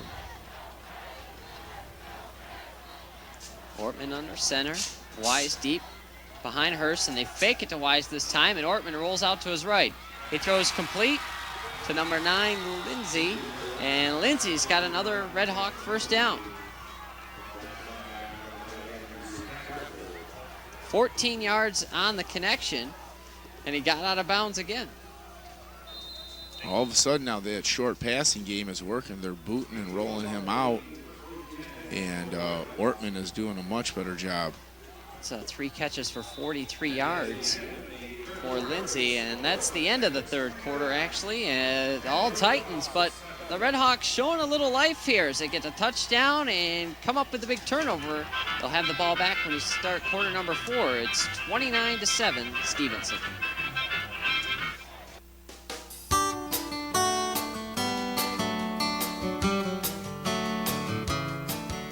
Hello, I'm Stephanie Atkinson. And I'm Jeff Norgrove. As members of the Citizens Advisory Committee, we invite you to become involved with an important decision about the Sterling Heights Community Development Block Grant Program. On Monday, December 6, 2004, you will be given an opportunity to present ideas, make proposals, and discuss new ways of developing the community. Now is the time to hear from our citizens. Your ideas can be for the next year or future years. Suggestions for block grant funding may come from individuals as well as from neighborhood groups. Projects are eligible as long as they benefit low and moderate income persons, aid in the prevention of slums or blight, or meet community development needs. It is important to the Citizens Advisory Committee that residents and interested groups with ideas for the community come forth. If you cannot attend the public hearing, please send your ideas to the Citizens Advisory Committee, care of City Development at City Hall. Be a part of this opportunity to help shape the development of block grant funding. Our public hearing will be on Monday, December 6, 2004 at 7 p.m. in the council chambers at City Hall. If you have any questions, please contact the Community Relations Hotline at 586-446-2489. We hope to see you at the December 6th public hearing. Welcome back, everyone. Start of quarter number 4, 29-7. Athens down by 22, but they got the ball, and they're on the move as there's Wise in between the tackles for his 10th carry of the game. He's now got 10 carries unofficially for 113 yards. It didn't seem like too long ago we said he had 3 carries for 6 yards. Yeah. Well, I think Coach Walker figured out what we were talking about, and that's you have to get your best player the ball. 100 yards rushing in the quarter for Wise. Not too bad. No. And it helps the passing game out because you're crowding the run, and then when you run those play-action passes, things tend to open up. And all the play actions have been fakes to Wise, like that one right there. And they go, oh boy, try to go to Hurst, but threw behind him. Had him. Ortman now 7 of 19 on the evening. Now would be a great time to roll out and throw a screen coming back. Stevenson's really pursuing hard. Haven't seen a screen all game, I believe, from either squad. Hasn't been part of either one of the repertoires. They had 2 guys open to throw to. Yes, they did. Missed them both. 3rd and 9 now for the Red Hawks.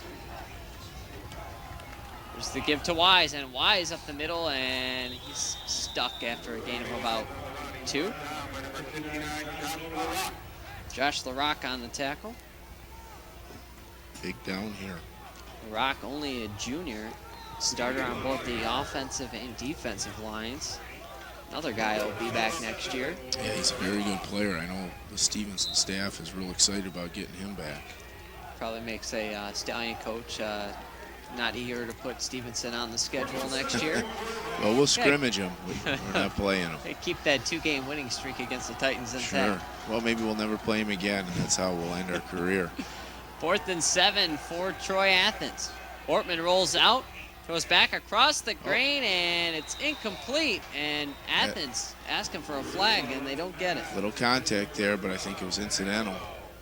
I think they got their feet tangled up. You know, Ortman had to kind of stop and throw across his body, which is the toughest throw you can make as a quarterback. And the Stevenson defense holds.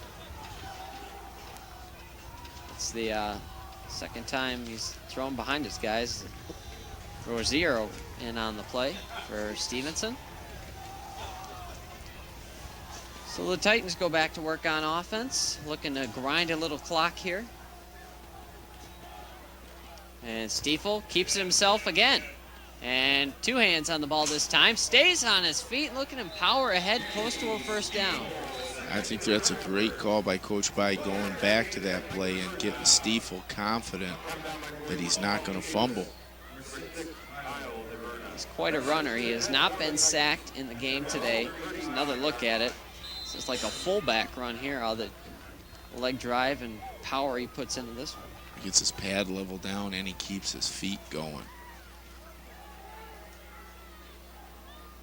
5 carries, 82 yards for Danny Stiefel on the night. Stiefel gives to Robertson, who gets stopped and cuts it back. Falls forward for a gain of 2 or 3.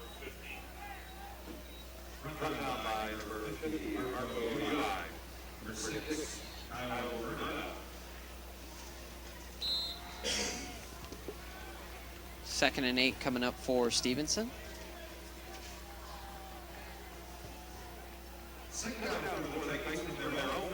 9:30 left to go in quarter number 4. You got to believe they'll probably keep it on the ground here. Just chew up that clock. Clock is their friend right now. They give it to Robertson, and Robertson up to about the 40.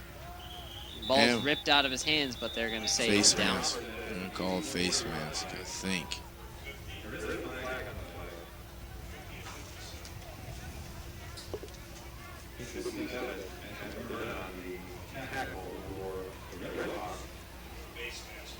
The call is,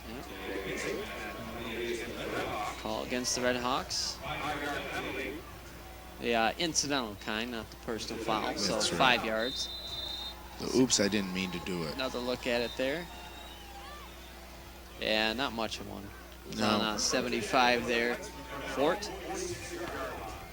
And luckily for LJ, it wasn't the malicious kind, because Fort at 6'4", 325 could behead you if he wanted Yeah, to. you could take that off and eat the face mask, probably. And the handoff is to Muglia. Muglia up the middle with the first down and more inside the And he 40. fumbles. He fumbled the ball.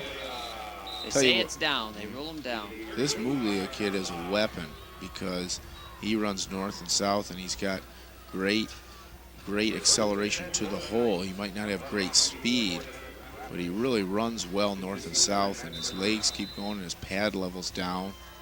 I think he's probably even a little bit better inside runner than LJ, but he sets LJ up for all the outside stuff.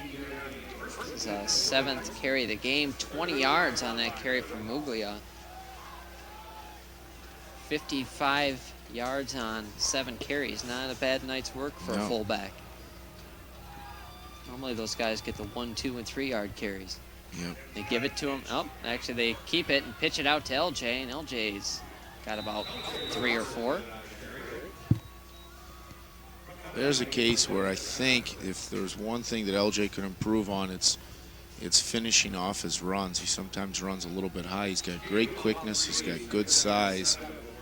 Especially in college, you want to get that pad level down. Otherwise, those guys are going to stand you up and knock you backwards. Like you saw right there. Yep, and a big key is, you know, that 1 extra yard from falling forward is going to help you. 2nd and 7 for Stevenson. And they give it to LJ again. LJ up the seam. There he did a great job down. accelerating through the hole. Kind of picks his spots as to when he gets low and when he doesn't. And they're going to want to see that on a more consistent basis. Yeah. But LJ only a junior, so... No, he's going to get better and better, and he's a talented kid. And I'm sure he will wind up somewhere in college, and he'll probably learn about the first scrimmage that he has to run low every time, because someone out there will teach him that. Some defender, some linebacker somewhere. Worked hard in the offseason, shed about 25 pounds. Didn't quite have the shiftiness.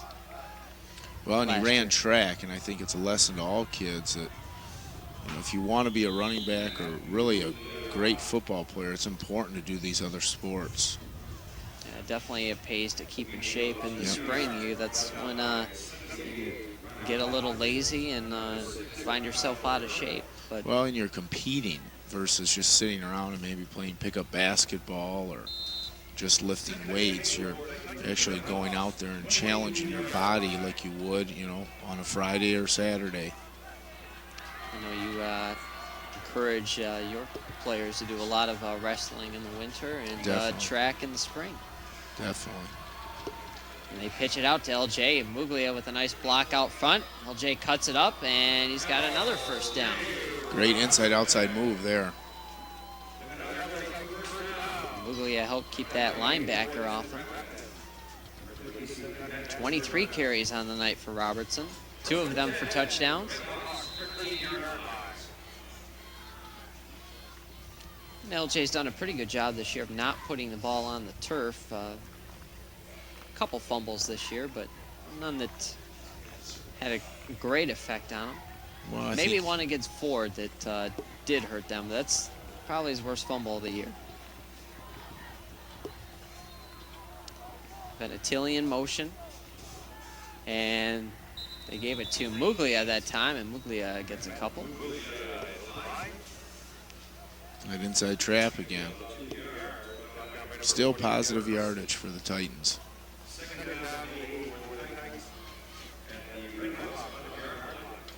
Yep, and they've done exactly what they need to do on this drive. They've kept the clock moving.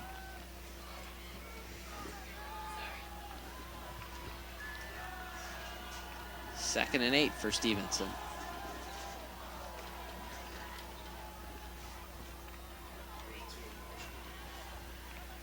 Venetili on the move, and the give is to Robertson again, and spins off a 1 tackle, and down to about the 6 goes Robertson.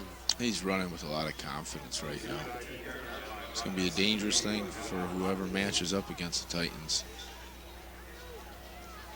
He sets up so many things. As good as Zombo has played tonight, when you have LJ in the backfield, it makes it that much easier as a receiver and a quarterback. Good to see for Stevenson.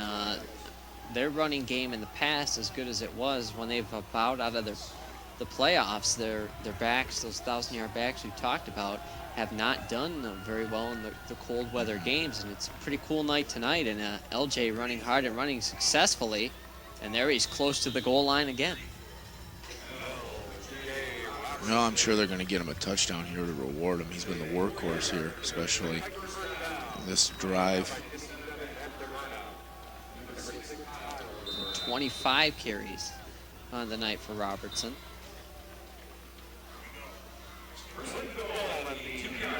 Venetili is yet to carry the ball tonight. He's got a couple receptions, but... And the give is to Robertson again, and virtually untouched into the end zone for the 2-yard touchdown.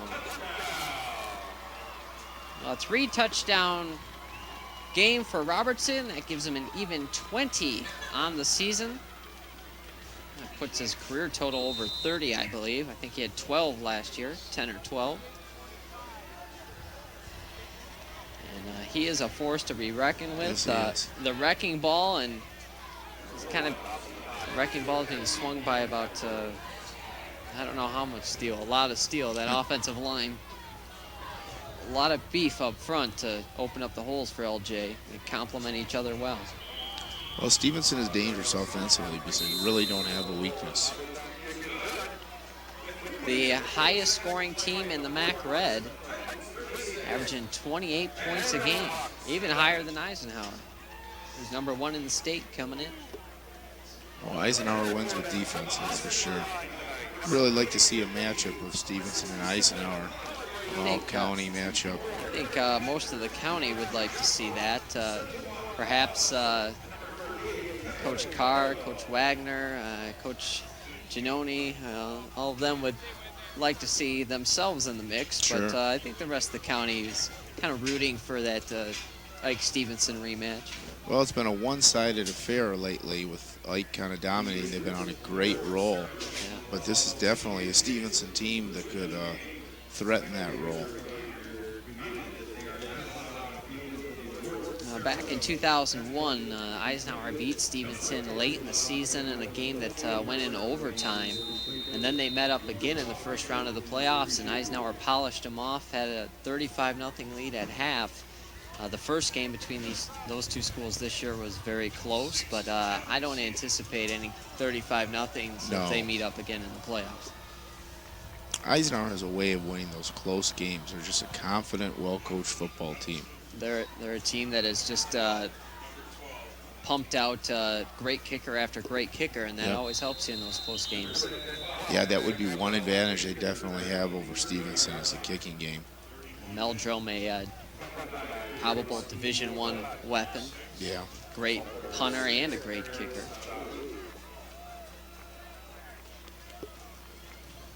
Well, 3:40 left. Might be a time where Coach Walker wants to get a couple other guys the ball or get some people in the game. Get some seniors in there. I'm sure. Ortman has had a rough night. Played a little better here in the second half, but just 7 of 20 so far. They've changed up offensively, and I think it's helped them. There's a nice little hook. And Goes again. a great move. Gets out of bounds and is knocked down at the 45, gain of 15. He's going to Nathan Ham again.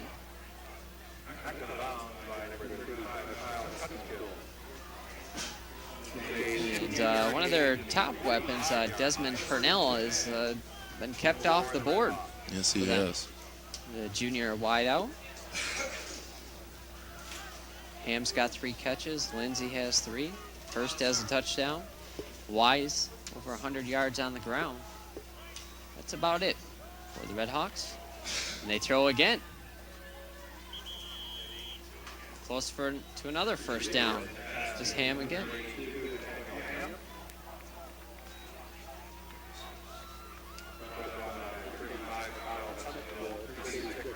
Gain of about 8.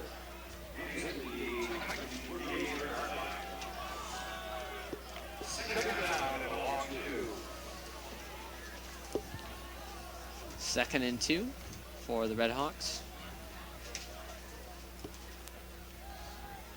And Ortman throws out to the far side, and it's complete to Abro, and Abro's got about 3, good enough for the first down. Short controlled passing. They're moving the sticks, but the clock's also moving. I know there's a couple of youngsters you wanted to say hello to at home. Oh, definitely. Hopefully, Jared and Kylie Cutlip, my kids, will be watching this. Hi, Jared and Kylie. Daddy loves you, and I will see you soon.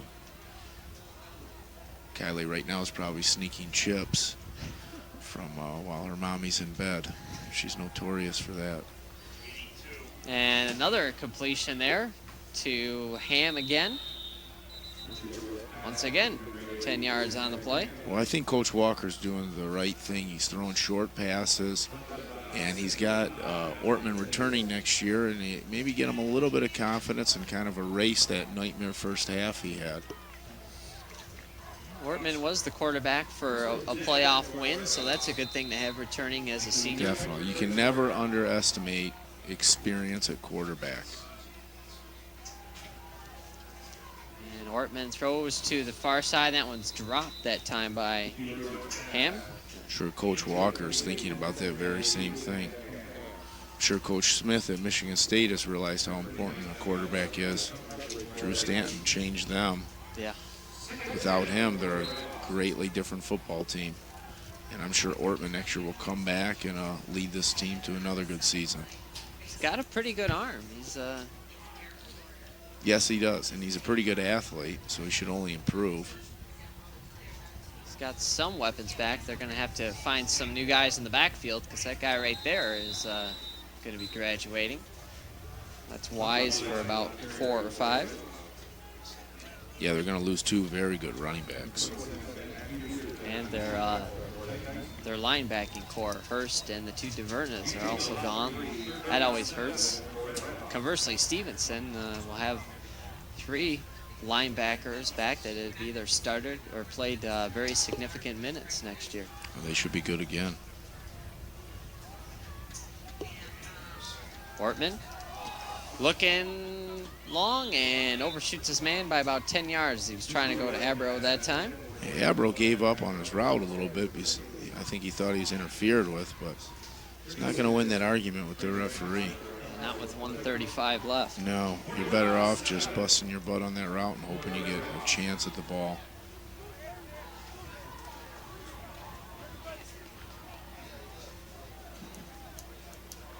A happy Stevenson sideline has kind of controlled this one from the get-go out here. Now they're watching the reserves and they're trying to keep the Red Hawks in single digits as there's a completion, but it's going to be well short of the first down, and Athens will give it over to Stevenson on downs.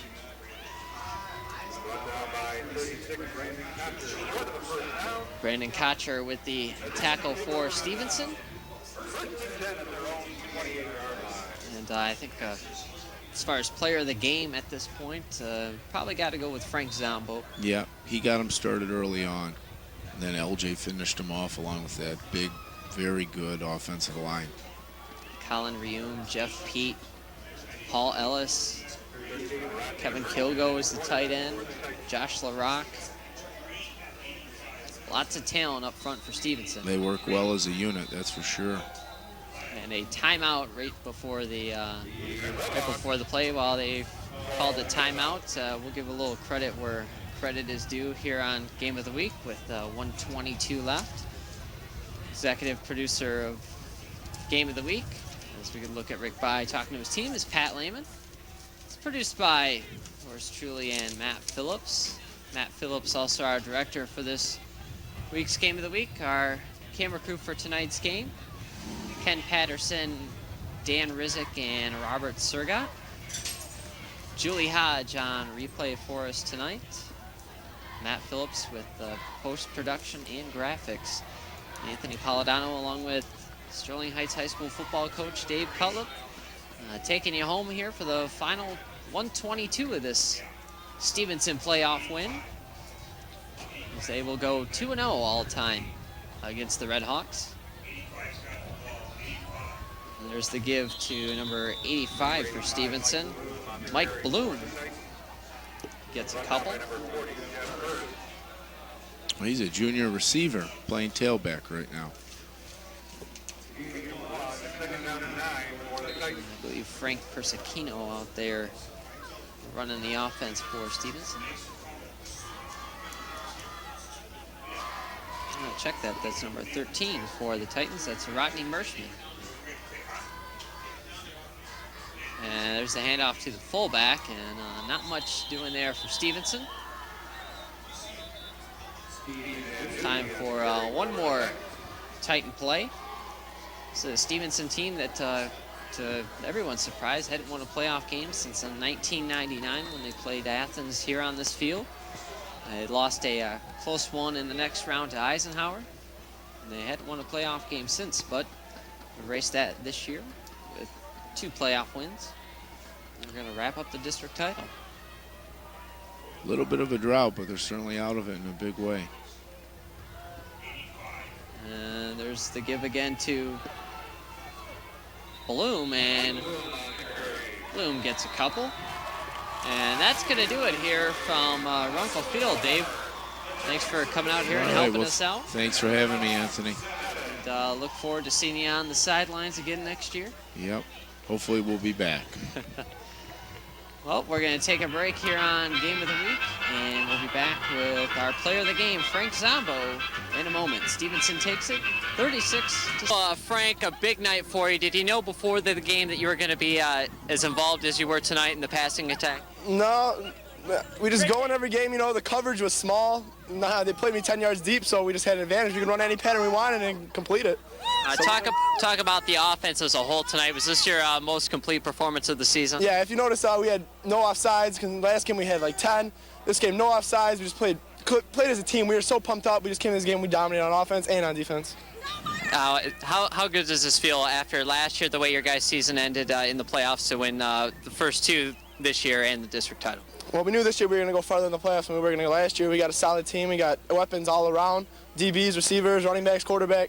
So we're willing to go farther, and we're glad we're going this far already. Now, in the first half, you guys really took it to them early on. You played it well defensively, came up with some big plays, and you helped take Wise out of the game for them. Was that a plan going in? Because he was obviously a dangerous weapon, but they didn't really get to use him until the second half. Right. Coach Bry told us at the beginning of the game that he didn't play the first 2 games, and Athens lost. Ever since he came back, they were winning. So we definitely had to shut him down. We shut him down in the beginning of the game. He probably only had about 20 yards. We gave him a couple runs, but besides that, we beat him up. All right, congratulations on a great game. Frank Zombo, our player of the game, as Stevenson wins the district title 36-7. Impressive performance. Titans clicking on all cylinders.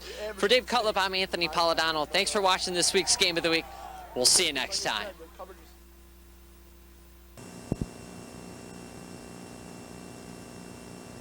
Remember, all the winners move into the state semifinals. Undefeated Riverview at Allen Park, scoreless in the first half. Allen Park's Nick Hayden taking it right down to the 1. He scored on the next play. Second quarter, 8-0 Jags. Here's Marty Dobeck on the reverse. Stiff arm coming up right there. Down the sidelines he goes, 22 yards, 15-0. Riverview answers. Ted Tackett connecting with Mike Volz. This is a 56-yard touchdown play, and it's coming right at you there. But Allen Park gets the win, 28-20. Jumping into the end zone to Dearborn, where the Pioneers were hosting Pershing. Pershing's Darren Newsom from his own 45 in the clear, going to the 10. Watch the left side. Watch the ref on the left side. Ready? Watch this. Get out of the way, buddy. He gets tripped, but he was okay. Orange Crush night. Patrick Wilson gobbled up by the Pioneers. Big loss here. Dearborn gets a 41-20 win. There's the final. From the air, flushing at Rochester Adams, John Sturzinger up the middle, 11 yards into the end zone for the Highlanders, the defending champs. Adams advanced with a 33-21 win over Flushing.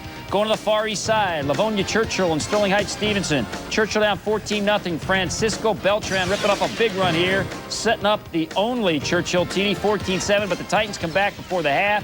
L.J. Robertson gaining 13 for the Heights, and then 2 plays later, it's Danny Stiefel finding Frank Zombo in the end zone for the touchdown here. Stevenson 31 and Churchill 7. Now we'll look inside Chopper 7 as we head to our final game. South Lyon against Novi. Novi quarterback Kevin Sislow under pressure. This pass is intercepted by the Lions' Sonny Favat, setting up Nate Spurgis. Nate Spurgis, a heck of a back, gains 9 yards here to the 1. He ended up scoring on the next play. It was 7-0 South Lyon. They led 21-10 at half and scored early in the third. Spurgis pounding away for 27 yards down to the 2, setting up yet another touchdown for South Lyon. They knock off Novi tonight, 42-10. Five-time world figure